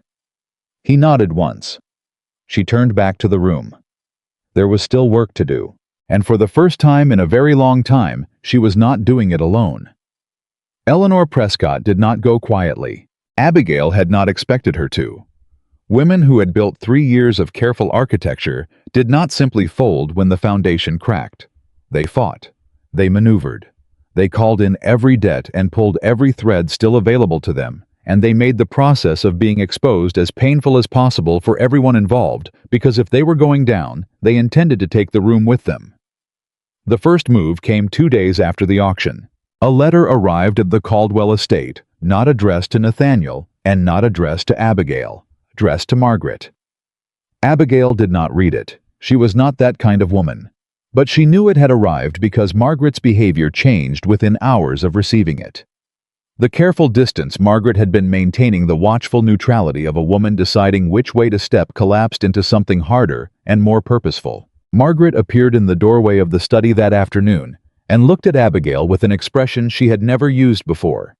Not the polite cold of the past 2 years. Something rawer, almost desperate. "I need to speak with you," she said. "Alone." Abigail set down her pen. "Nathaniel is in the East Field." "I know," Margaret said. "I waited." That told Abigail everything she needed to know about the nature of what was coming. "Sit down," Abigail said. Margaret sat. She placed a letter on the desk, not the one that had arrived that morning. An older letter worn at the folds, the paper softened from handling. "Before you became a part of this household," Margaret said, "I managed everything in it. The accounts, the social calendar, the staff, the charitable contributions. For 12 years after Nathaniel's mother died, I ran this house." She pressed her hand flat against the old letter. "I did not do it for power. I want you to understand that. I did it because it needed doing, and there was no one else." "I believe you," Abigail said carefully. "When Nathaniel married you, I was asked to step back." Margaret's jaw tightened. "I stepped back. I tried. But She stopped. "Eleanor Prescott came to me 6 months after your wedding. She told me she had concerns about your management of the charitable fund, that you were asking inappropriate questions, making accusations that could embarrass the family." She looked at the old letter. "She asked me to manage your access to social events, to gently redirect invitations, to ensure the household ran the way it always had." Abigail went very still. "She asked you to be her instrument," Abigail said. Margaret flinched. It was a small movement, quickly controlled, but it was there. "She made it sound like protection," Margaret said. "For Nathaniel, for the estate. I told myself I was protecting what I had spent 12 years building." She paused. "I told myself a great many things." "And this morning's letter?" Abigail asked. "She wants me to testify that you managed the household accounts improperly, that there were irregularities in the Caldwell estate contributions to the fund that originated with your oversight." Margaret's voice had gone flat, the way voices go when they are reciting something they find unbearable. "She wants to shift the inquiry, make it look like the problem started here, not with her." The room was completely silent. Abigail looked at her husband's aunt. This woman who had managed her out of her own home, who had redirected invitations and quietly undermined 2 years of her effort, who had told herself all the while that it was for good reasons. She looked at her and felt something complicated. Not forgiveness, that was too large a word for this moment. But recognition. The specific recognition of seeing how a person could arrive at a terrible place through a series of decisions that each seemed small enough to justify. "Are you going to do it?" Abigail asked. "No," Margaret said. The word came out hard and immediate, as though she had made this decision in the dark at 3 in the morning and needed it to hold in the daylight. "No, I'm not." She pushed the letter across the desk. "I am telling you instead." Abigail picked up the letter. She read it. Eleanor's handwriting was beautiful, controlled, elegant, the kind of penmanship that communicated authority before a single word was parsed. The content was exactly what Margaret had described. A request phrased as a gentle suggestion, because Eleanor never made demands, she couldn't disavow that Margaret provide a statement, recharacterizing certain contributions as having been mismanaged at the estate level. It was a last move, a desperate one. The legal man Graves had apparently advised her that redirecting liability was her best remaining option.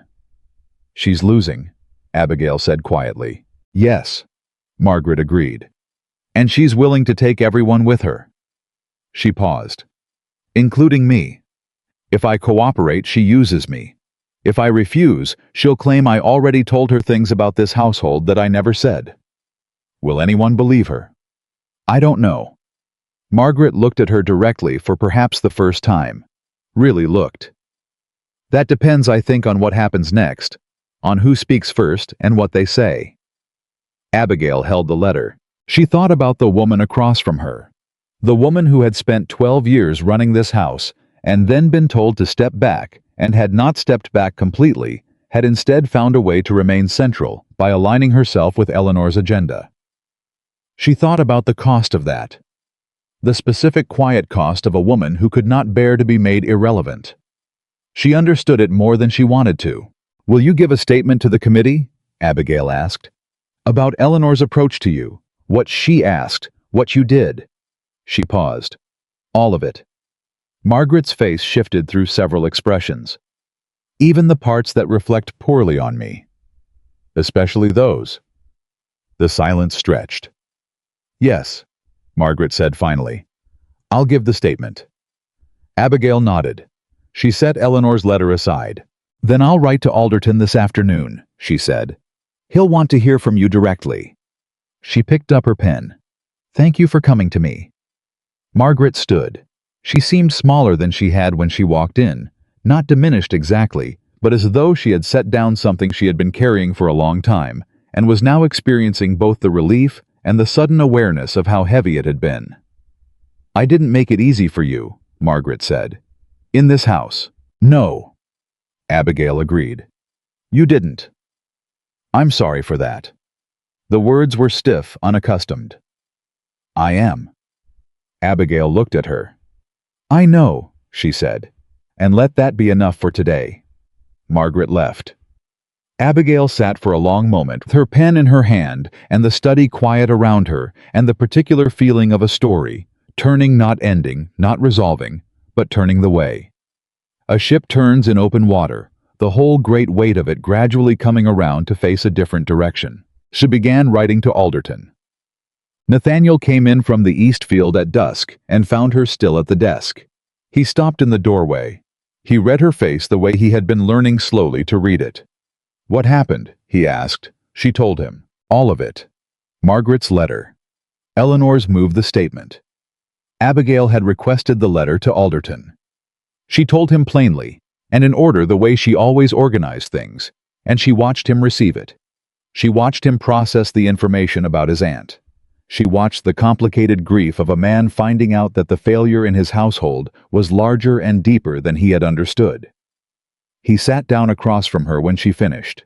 He was quiet for a long time. "Margaret," he said, "not a question." "She came to me herself," Abigail said. She could have ignored the letter. She could have simply not responded to Eleanor and let the whole thing play out without her involvement. She paused. "She chose to come and tell me. That matters." "You're defending her." "I'm being accurate about her," Abigail said. "I'm not defending what she did, but I'm not willing to simplify it either." She looked at him. "She did a wrong thing for a reason she understood as a right one. That doesn't excuse it, but it's the truth of it." Nathaniel looked at his hands. "I asked her to step back when we married," he said. She had run this house for 12 years, and I told her to hand it over to a woman she didn't know. He paused. I didn't ask her how she felt about it. I told her. And then I didn't notice when she couldn't do it. No, Abigail said. You didn't. I seem to have not noticed a great many things. You did, she said. Now. That's what matters right now. He looked up at that. She had not meant it as forgiveness. She had meant it as fact, that the noticing happening right now in this room was real, and it was present, and it was what they had to work with. But she could see him receive it as something more tentative and more careful than forgiveness. And she decided that was accurate enough. The committee will have Margaret's statement by Friday, she said. Combined with everything else, Eleanor has no remaining move that doesn't accelerate her own exposure. She paused. Harlan Graves will likely advise her to cooperate with the inquiry at this point. It's the only option that limits her legal consequence. And the money? The committee will determine restitution. The fund accounts will be audited and restructured. She straightened. I want to propose a permanent oversight board. 3 members rotating annually with mandatory access to all records. No single person can control the accounts again without independent review. Nathaniel looked at her. You've already drafted the proposal, he said. Yesterday morning. Something moved across his face, a kind of helpless, wondering expression that she had not seen from him before. The look of a man catching up to who he married. Submit it to Alderton with everything else, he said. Put your name on it, yours alone.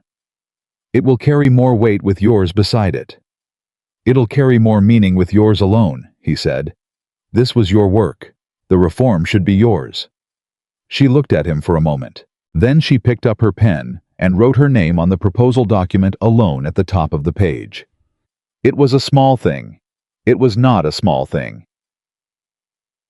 The formal committee hearing was scheduled for the following Thursday in Richmond. In the days between, the county moved the way counties do, when a large stone has been dropped into still water in rings, each one reaching further than the last. People talked. People compared notes. Women who had been quietly suspicious of the society accounts for months found themselves suddenly willing to say so. Men who had donated significant sums found themselves suddenly interested in documentation. 2 more witnesses came forward voluntarily, estate owners' wives who had noticed discrepancies in their own donation records and said nothing because they assumed the error was theirs. It had never been theirs. Abigail received each of them at the Caldwell estate study. She listened to their stories with the particular quality of attention she had always given to things that mattered. She did not rush them, and she did not redirect them. She wrote down what they told her and added it to the file, and told them their statements would be valued. Thomas observed on the 3rd such meeting that Abigail ran the study like a field commander. She always did, Nathaniel said from the hallway. Thomas looked at his cousin. You knew, Thomas asked. I didn't pay enough attention to know, Nathaniel said. But looking back, he stopped. Yes, she was always the sharpest person in the room. I just wasn't looking at her. The morning before the hearing, something happened that no one had planned for. A letter arrived addressed to Abigail. Not from the committee, not from a witness, not from Eleanor's legal team, which had been sending careful formal communications through Nathaniel's estate manager for days. It was from Eleanor herself. Abigail opened it at the breakfast table. Nathaniel was across from her. She read it once, set it down, and drank her coffee. What does it say? Nathaniel asked. She picked it up and read it aloud. The letter was not an apology. It was not a confession. It was 3 paragraphs of careful, precise prose that managed to say everything and nothing simultaneously. The kind of letter that a woman writes when she is too proud for admission, but too intelligent for denial. Eleanor wrote that she had always believed the fund was best managed by someone with the appropriate social standing and experience. She wrote that the methods she had employed to protect that management had in retrospect extended beyond what was justifiable. She wrote that the personal campaign against Abigail's reputation had been a response to what she characterized as, and here the language turned delicate, an unsettling persistence that threatened established systems. She did not use the word wrong. She did not use the word sorry. But at the very end, in the final sentence, she wrote, "I had decided you would be easy to remove. I was wrong about that. I see that clearly now." Abigail folded the letter. She set it on the table. "She respects you," Nathaniel said slowly. "She fears the inquiry," Abigail said. "Both," Thomas said from his end of the table. He had arrived for breakfast and not been sent away, which had become the pattern. "That last sentence is the most honest thing she's said in 3 years. It doesn't change anything," Abigail said. "The hearing proceeds. The evidence stands." She paused. "But I'll submit the letter to Alderton. It's relevant to the question of intent." "It's an admission," Thomas said, straightening. "That last line, she's saying the targeting of you was deliberate." "Yes," Abigail said. "Which is what I have been saying for 14 months. She stood and picked up the letter. "And now she said it herself." The committee hearing lasted 4 hours. Abigail sat at the long table beside Alderton and presented the complete case with the same precision and calm she had brought to every stage of this process. The account documents. The witness statements. Margaret's testimony delivered in person in a voice that had steadied considerably since the afternoon in the study. Lydia Alcott's statement. Dora Finch's statement. The 2 additional witnesses. The clerk's letter about the attempted record amendment. Eleanor's own final letter. Harlan Graves sat across the table and raised procedural objections at regular intervals. Each one was addressed. Each one was answered. Each one fell against the weight of documentation, the way water falls against stone. Eleanor was not present. That absence said everything Graves's objections could not. At the end of the 4th hour, Alderton set down his pen, looked at everything before him and said, "I believe we have sufficient cause for a full inquiry into financial misconduct with a recommendation to the County Court for Criminal Review." He looked at Abigail. "Mrs. Caldwell," he said, "your documentation was the foundation of this proceeding. I want to note for the record that it was assembled with exceptional thoroughness, under circumstances that were by all accounts considerably more difficult than they should have been." Abigail inclined her head. "Thank you, Mr. Alderton." "The oversight proposal you submitted will be reviewed by the committee," he continued. "I am prepared to recommend its adoption." She had prepared herself not to feel too much in this room. But that unexpectedly was the thing that nearly undid her. Not the verdict, not the validation of everything she had spent 14 months building, but the simple fact of a man in authority saying your proposal will be adopted to a woman who had been told implicitly and explicitly for 2 years that her proposals were not worth hearing. She held it together. She held it together because she had learned in 18 months of holding things together in this county that the best container for strong feeling was action. "I appreciate that," she said evenly, and meant it completely. Nathaniel, sitting to her left, did not say anything. He did not need to. She could feel the steady, specific weight of his presence beside her, not speaking for her, not managing the moment, simply being there in the way he had promised to be. It was enough. So, they walked out of the committee building into the August afternoon, the 3 of them, Nathaniel, Abigail, Thomas. And the heat was the same unreasonable Virginia summer heat. It had been all month pressing down like a physical thing, and none of them cared about it even slightly. Thomas said, "I think this calls for—" "Don't," Nathaniel said. "I was going to say dinner." "Good," Nathaniel said. "Yes." Abigail laughed. It was a small sound surprised out of her, and both men turned to look at her as though they had heard something rare, which perhaps they had. She had not laughed at the Caldwell estate in a very long time. "Sorry," she said automatically. "Don't apologize for that," Nathaniel said, and his voice had something in it she had not heard before, something unguarded and almost undone. "Please, don't apologize for that." She looked at him. The Richmond street moved around them. Horses, people, the ordinary traffic of a Thursday afternoon in summer.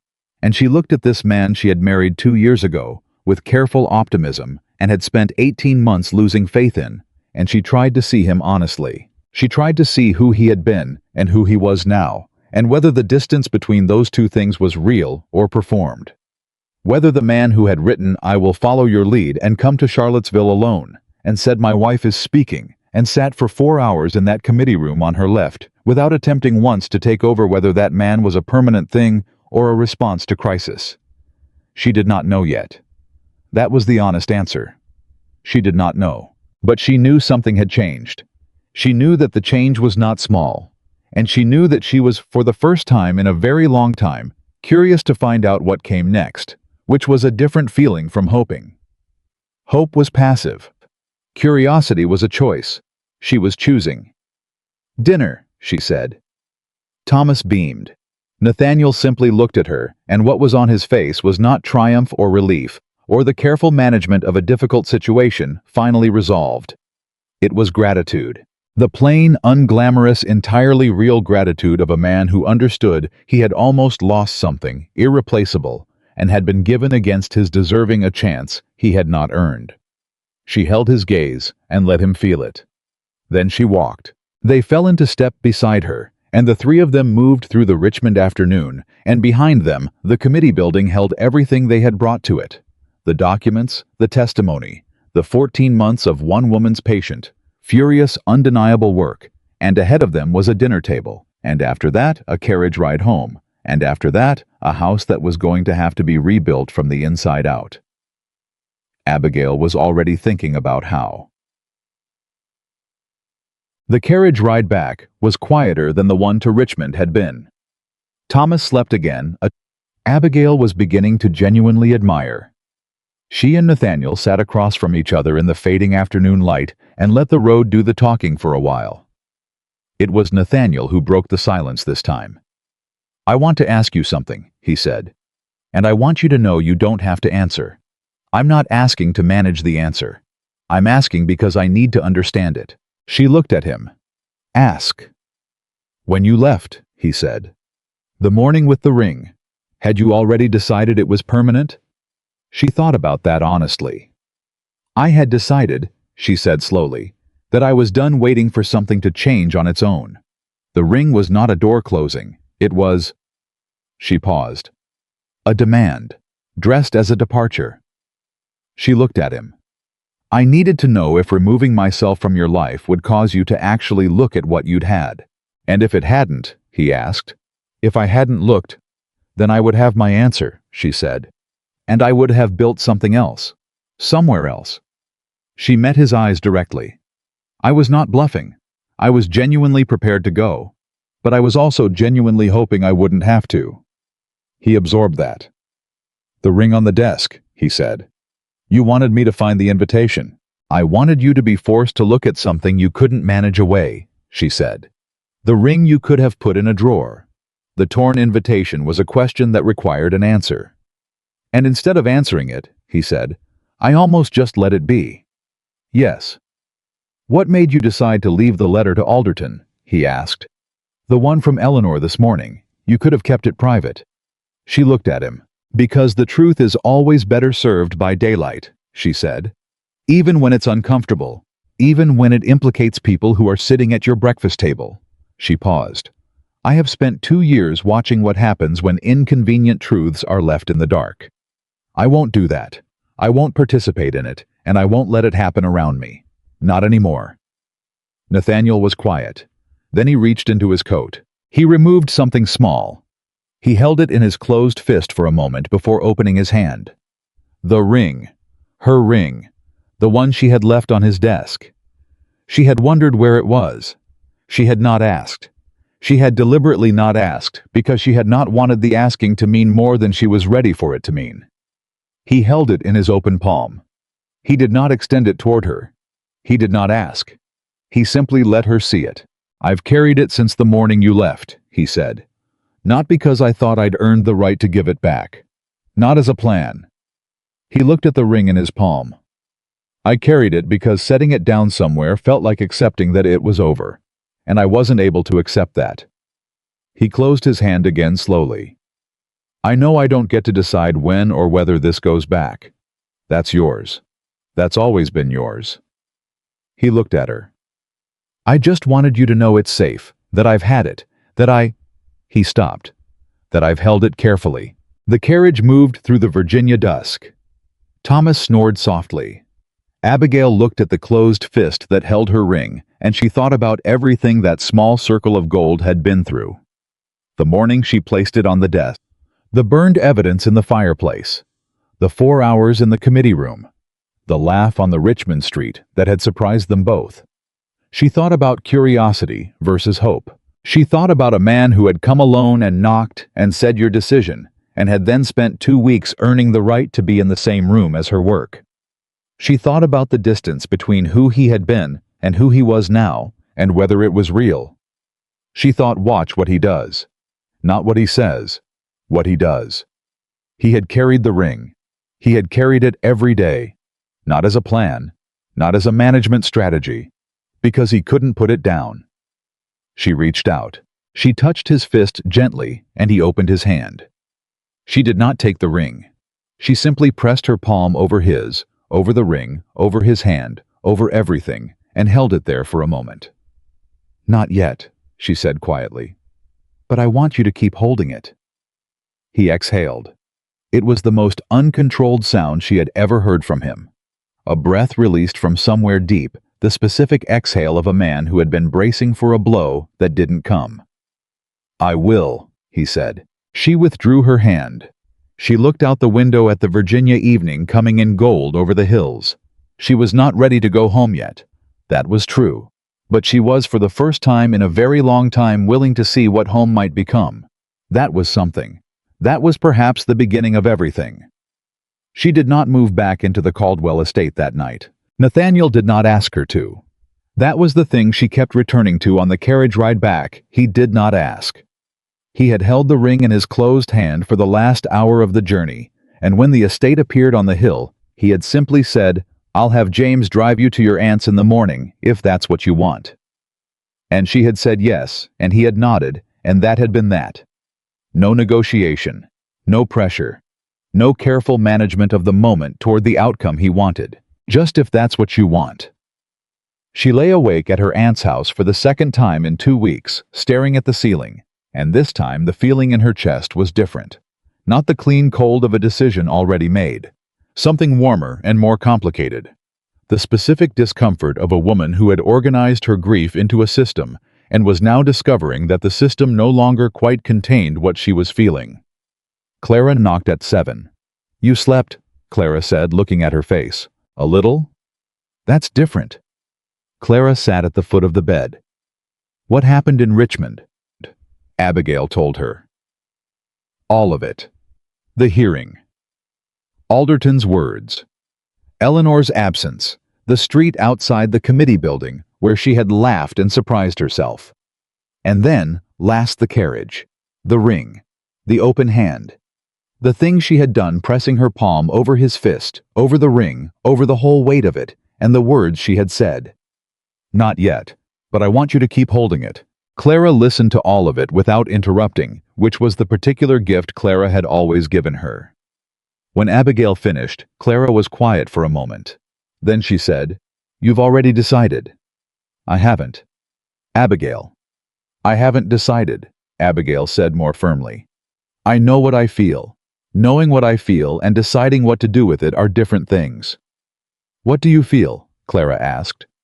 Abigail pressed her hands flat on the quilt. "I feel," she said slowly, "that the man who showed up at your door 3 weeks ago is not the same man who looked past me at the breakfast table for 2 years. And I feel—" She stopped. "I feel that the difference is real, not performed, not crisis-induced and temporary." She looked at her hands. "And I feel terrified of being wrong about that. Because if I go back and I'm wrong, I won't have the same capacity to leave again. Not because he'll stop me. Because I will have chosen it with full knowledge, and if it fails again, that's a different kind of damage." Clara was quiet. "You're not asking me what to do," Clara said. "No." "Good. Because I don't know." Clara folded her hands in her lap. "What I know is that you've been the smartest person in every room for 2 years, and nobody listened. And now someone is listening, and the question isn't whether he deserves another chance." She looked at her niece. "The question is whether you want one." Abigail looked up. "A chance to what?" "To find out if it can be different. Clara said simply. Not for him, for you. To live the kind of marriage you actually wanted when you agreed to it. She paused. You weren't wrong to want that, Abigail. You were just wrong about whether you'd found it yet. The room was very quiet. I want to go home, Abigail said. The words came out before she had decided to say them. But once they were out, they did not feel like a mistake. They felt like the thing she had been circling for 3 weeks, coming at it from every angle except the direct one. I know, Clara said. I've known since you walked back in from that garden in Charlottesville. I'm not forgiving everything, Abigail said, needing that to be clear. I'm not pretending 2 years didn't happen. I'm not walking back in and becoming the woman who disappears again. No, Clara agreed. You're not. You don't know how anymore. She stood. That's the point, isn't it? Eleanor Prescott tried to erase you. She spent 18 months trying to make you small enough to ignore. And instead, she made you someone nobody in this county will ever overlook again. She moved to the door. Go home, Abigail, on your own terms, and make him meet them. She did not send word ahead. She thought about it and then decided against it for the same reason she had left the torn invitation on Nathaniel's desk, because she wanted to see the unmanaged version. The response before he had time to prepare one. The truth of how he received her when he did not know she was coming. James drove her in the small open carriage, just the two of them, and the Virginia morning was already hot at 9 o'clock, with the particular relentless heat of late August that felt like the season making one last argument for itself before September arrived to break it. The estate appeared on the hill, the way it always had, grand, still, immovable, the house that absorbed everything and showed nothing. She had thought she would feel something complicated approaching it. Instead, she felt clear. The same clarity she had felt the morning she left, but inverted, no longer the cold clarity of departure, but the focused forward clarity of arrival. James pulled up at the front. She stepped down before he could hand her out. She walked to the front door and opened it herself. The hall was quiet. The household staff moved in their morning rhythm. She could hear it more than see it, the particular sounds of a house running in the way she had organized it. She had in 2 years organized it well. She knew that now without apology. She set her bag down in the hall. She walked to the study. Nathaniel was at his desk. He heard her footstep and turned, and she saw it. The unguarded moment, same as the first morning before he could compose himself. But the feeling that moved across his face this time was different from that first morning. That first morning, it had been the reflex of a man expecting a negotiation he would need to manage. This was something that had no management in it at all. He stood. He did not say anything. He looked at her in the doorway, her travel bag gone, her hands at her sides, her face carrying the clear, direct expression. He was still learning to read without flinching, and he understood immediately what her presence meant, because he had come to understand over the past 3 weeks that Abigail Whitmore Caldwell did not do anything without meaning it. You came back, he said. I came home, she said. There was a difference, and she needed him to hear it. This is my home. I built half of what runs in this house. I earned my place here, and I am not a visitor in it. She held his gaze. I want to be clear about that before anything else. It's yours, he said immediately. It has always been yours. I failed to make you feel that. I won't fail again. You might, she said, not out of cruelty, out of habit, out of the same patterns that built the last 2 years. She stepped into the room. When that happens, I am going to tell you, directly, without waiting for you to notice on your own. And I need you to hear it when I do not manage it, not explain it, just hear it. Yes, he said. I'm not done, she said. He closed his mouth. I want the oversight board formally established before autumn, she said. My name on the founding documents, not as your wife, as the woman who built the case. She crossed to the desk and stood across from him. I want a dedicated household account in my own name, separate from the estate accounts that I manage without review. I want to correspond with whomever I choose without my letters being redirected or my invitations filtered. She paused. And I want you at the breakfast table, not at your desk before sunrise, at the table, with me, every morning that you're in this house. He held her gaze through all of it. Yes, he said, to all of it, without reservation. I mean the breakfast table specifically. I know you do, he said. That one is the hardest. Not because I don't want it, because 34 years of habit is 34 years. He held her eyes. I will get it wrong sometimes. I'm telling you that honestly, rather than making a promise, I might break in the first week. She looked at him. He had just told her the truth, instead of the better answer. She recognized the cost of that she could see it in his face, the specific vulnerability of a man who had just chosen honesty over impression management. That, she said, is the right answer. He exhaled. The ring, she said. His hand moved to his coat pocket before she finished the word. I'm not ready to put it on, she said. Not today. She watched his face absorb that. She watched him hold it without collapsing into it. But I want to tell you why. Tell me, he said. Because the morning I placed it on this desk, she said, I was placing down everything I had carried for 2 years. The trying and the hoping and the silence and the letters that went unanswered, and the mornings at the breakfast table, and the January afternoon when I closed my mouth and decided to stop waiting. She touched the edge of the desk. And I need to know that when I put it back on, it means something different than it did then. I need to know that it isn't the ring of the woman who disappeared. It's the ring of the woman who came back. Nathaniel was very still. How will you know the difference? He asked. His voice was low and completely unguarded. Time, she said. Actions. The breakfast table. She looked at him. You holding it carefully until I'm ready. He reached into his pocket. He placed the ring on the desk between them, not handing it to her, not keeping it, setting it in the neutral space between them, the way she had set it there the morning she left. Returning it to the place where the conversation had begun. It stays here, he said, where you put it, until you're ready.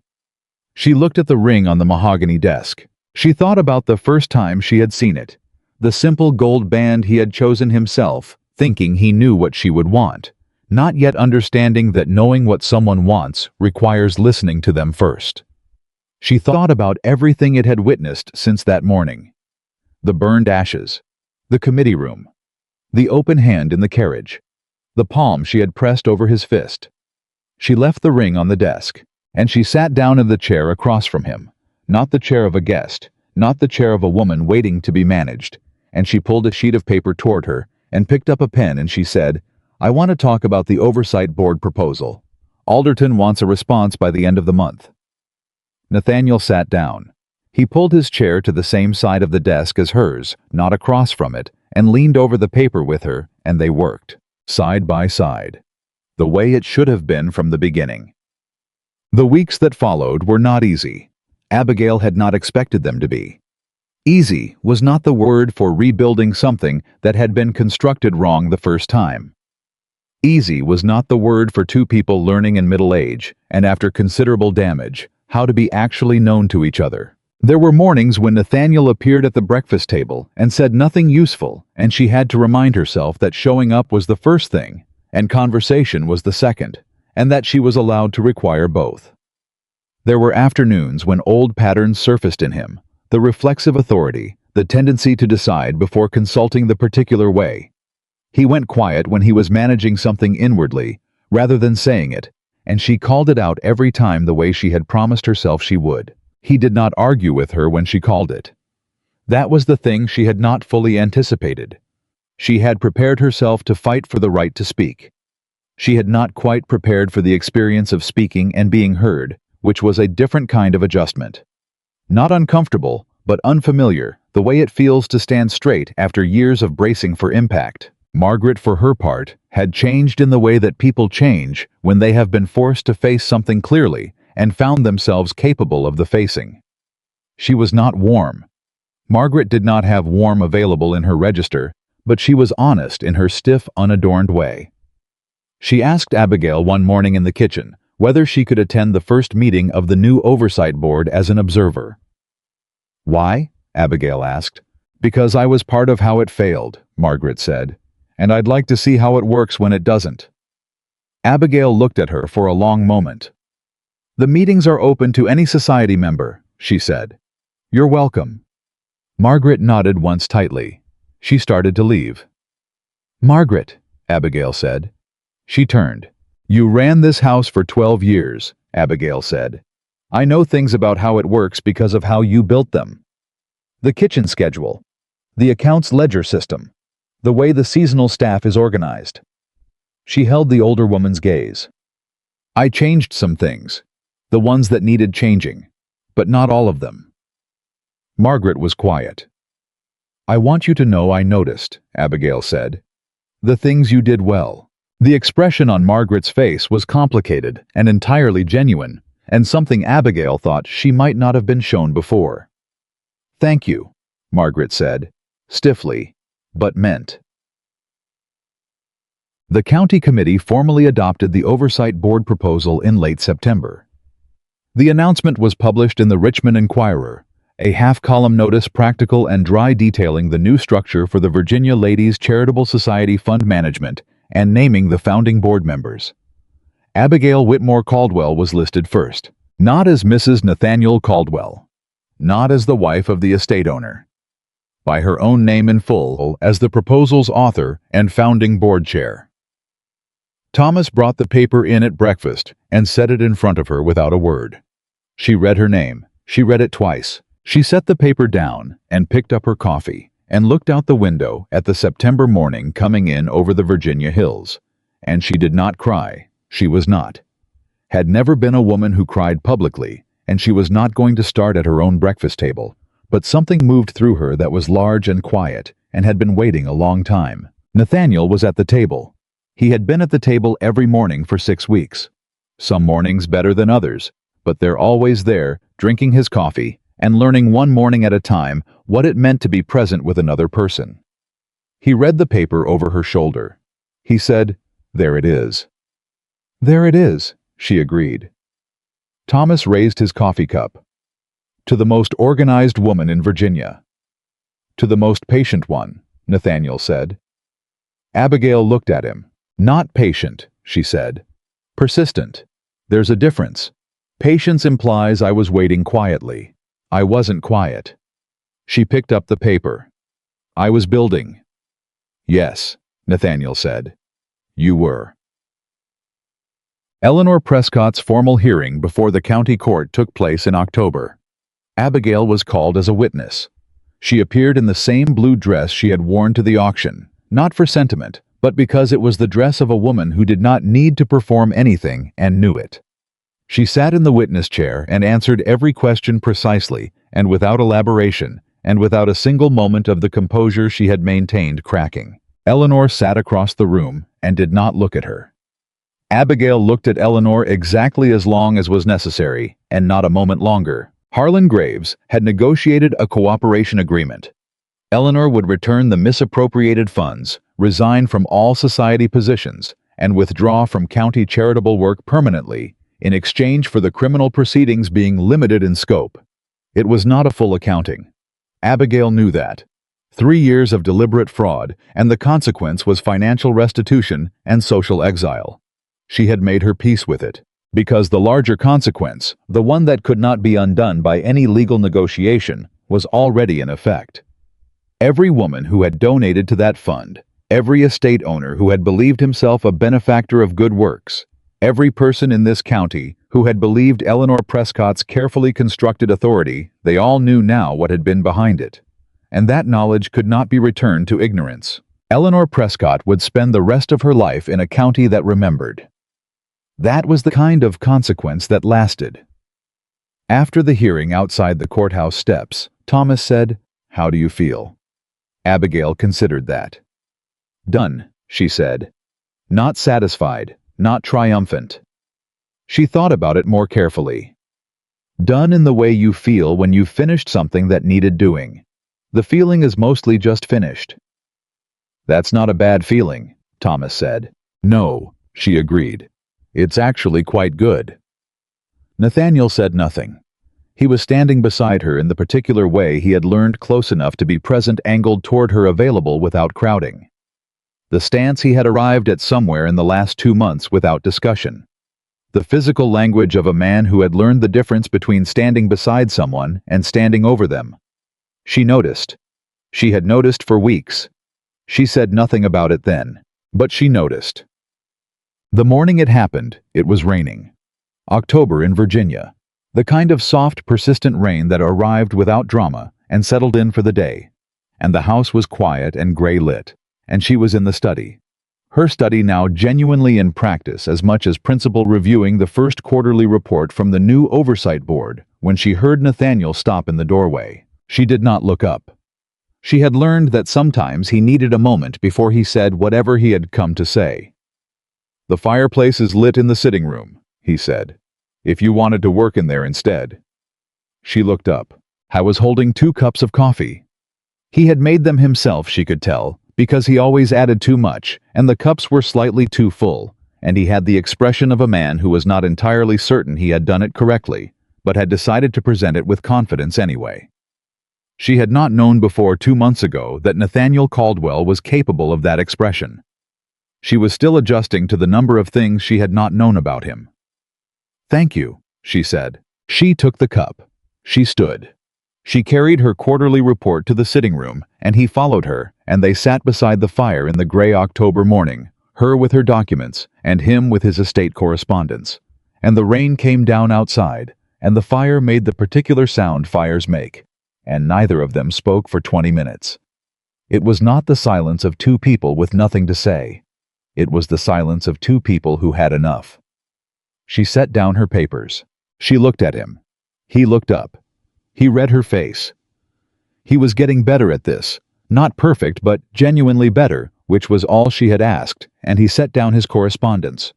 "What is it?" he asked. She looked at him for a long moment. Then she stood and walked to the study and picked up the ring from the desk where it had sat for 3 months. She carried it back to the sitting room. She sat back down across from him and held it in her hand and looked at it the way she had been looking at it for 3 months, examining the weight of it, the history of it, the distance between what it had meant the morning she placed it on his desk and what it might mean now. Nathaniel did not move. He did not reach for it. He did not ask. He sat exactly as still as a man who had learned over months of hard practice that the most important thing he could offer her was the refusal to take up more space than he had earned. "I want to tell you something," she said. "Tell me," he said. "The morning I left," she said. "I told you the ring means nothing when the man who gave it never stands beside you." She turned it between her fingers. "I meant that. I believe it still. A ring is only a symbol. It is only as real as what stands behind it." She looked at him. "What stands behind it now is different."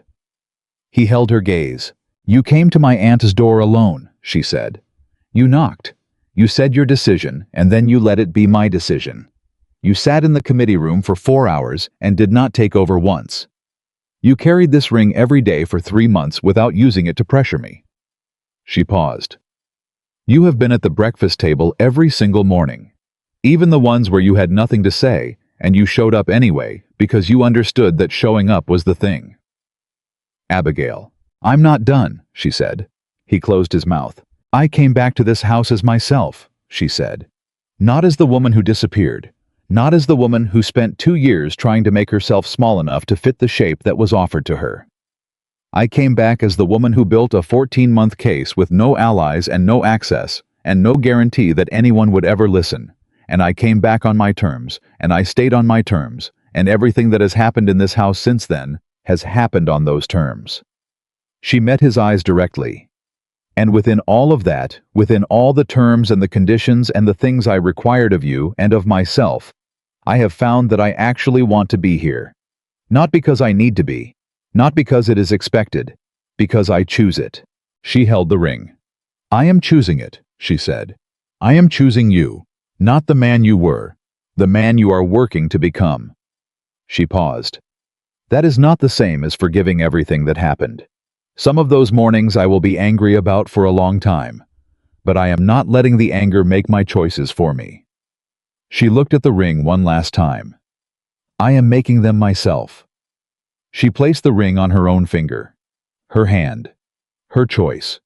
Her doing. Nathaniel's breath went out of him in a long, quiet exhale. He pressed his hand over his eyes for just a moment. Not crying, but close to something that would have been if he were a different kind of man. And then he lowered his hand and looked at her with an expression she had no name for, because it was too many things at once. Gratitude and grief, and something that was quietly enormous. "I know I don't deserve it," he said. "No," she agreed. "You don't, not yet." She looked at the ring on her hand. "But you're working toward it, and I am giving you the chance to earn it." She raised her eyes to his. "Don't make me sorry." "I won't," he said. She believed him. Not because she was naive, not because love made her credulous, but because she had spent 3 months watching him act rather than speak, and actions had always been her standard, and his had been consistent and genuine, and increasingly quietly true. She believed him because she had earned the right to trust her own judgment. That more than anything was what had changed. Outside, the October rain came down soft and steady over the Virginia hills. The fire settled in the grate. The quarterly report lay on the side table only half reviewed, and the estate correspondence sat unfinished beside it, and neither of them reached for any of it. Thomas arrived at noon for a meeting Nathaniel had scheduled about the East Field. He came through the sitting room doorway, saw the two of them on opposite sides of the fireplace with their coffee and their silence, and the particular quality of a room that held something newly repaired, and he stopped. He looked at Abigail's hand. He looked at Nathaniel's face. He looked at the fire. "I'll come back," he said. "You don't have to," Abigail said. "I know," he said. "But I think I will anyway." He grinned the wide, unguarded grin of a man who had watched this whole long arc from close enough to feel it. Some things deserve a little room. He left. Abigail looked at Nathaniel. Nathaniel looked at her. "He's going to be insufferable about this," Nathaniel said. "Yes," she agreed. "He is." The rain came down. The fire burned. The ring sat on her hand solid and small and completely real, meaning exactly what she had decided it meant and nothing she had not chosen. She picked up her quarterly report. He picked up his correspondence. They worked, side by side in the October morning. Two people who had failed at their marriage in the ordinary devastating way that most failures happen, not through cruelty, not through drama, but through the slow accumulation of unseeing, and who had found in the rubble of that failure something neither of them had possessed in the beginning. The knowledge of what they actually had, the knowledge of what it cost to lose it, the knowledge now and finally of how to hold it right. Abigail Whitmore Caldwell had not needed to be rescued. She had never needed that. What she had needed was to be seen fully honestly, without management or reduction, and in the end, she had made that happen herself. She had lit the fire, gathered the evidence, built. The case walked back through the door and placed the ring on her own hand. She had chosen herself first, and then from that solid ground she had chosen him. That was not a small thing. That was everything.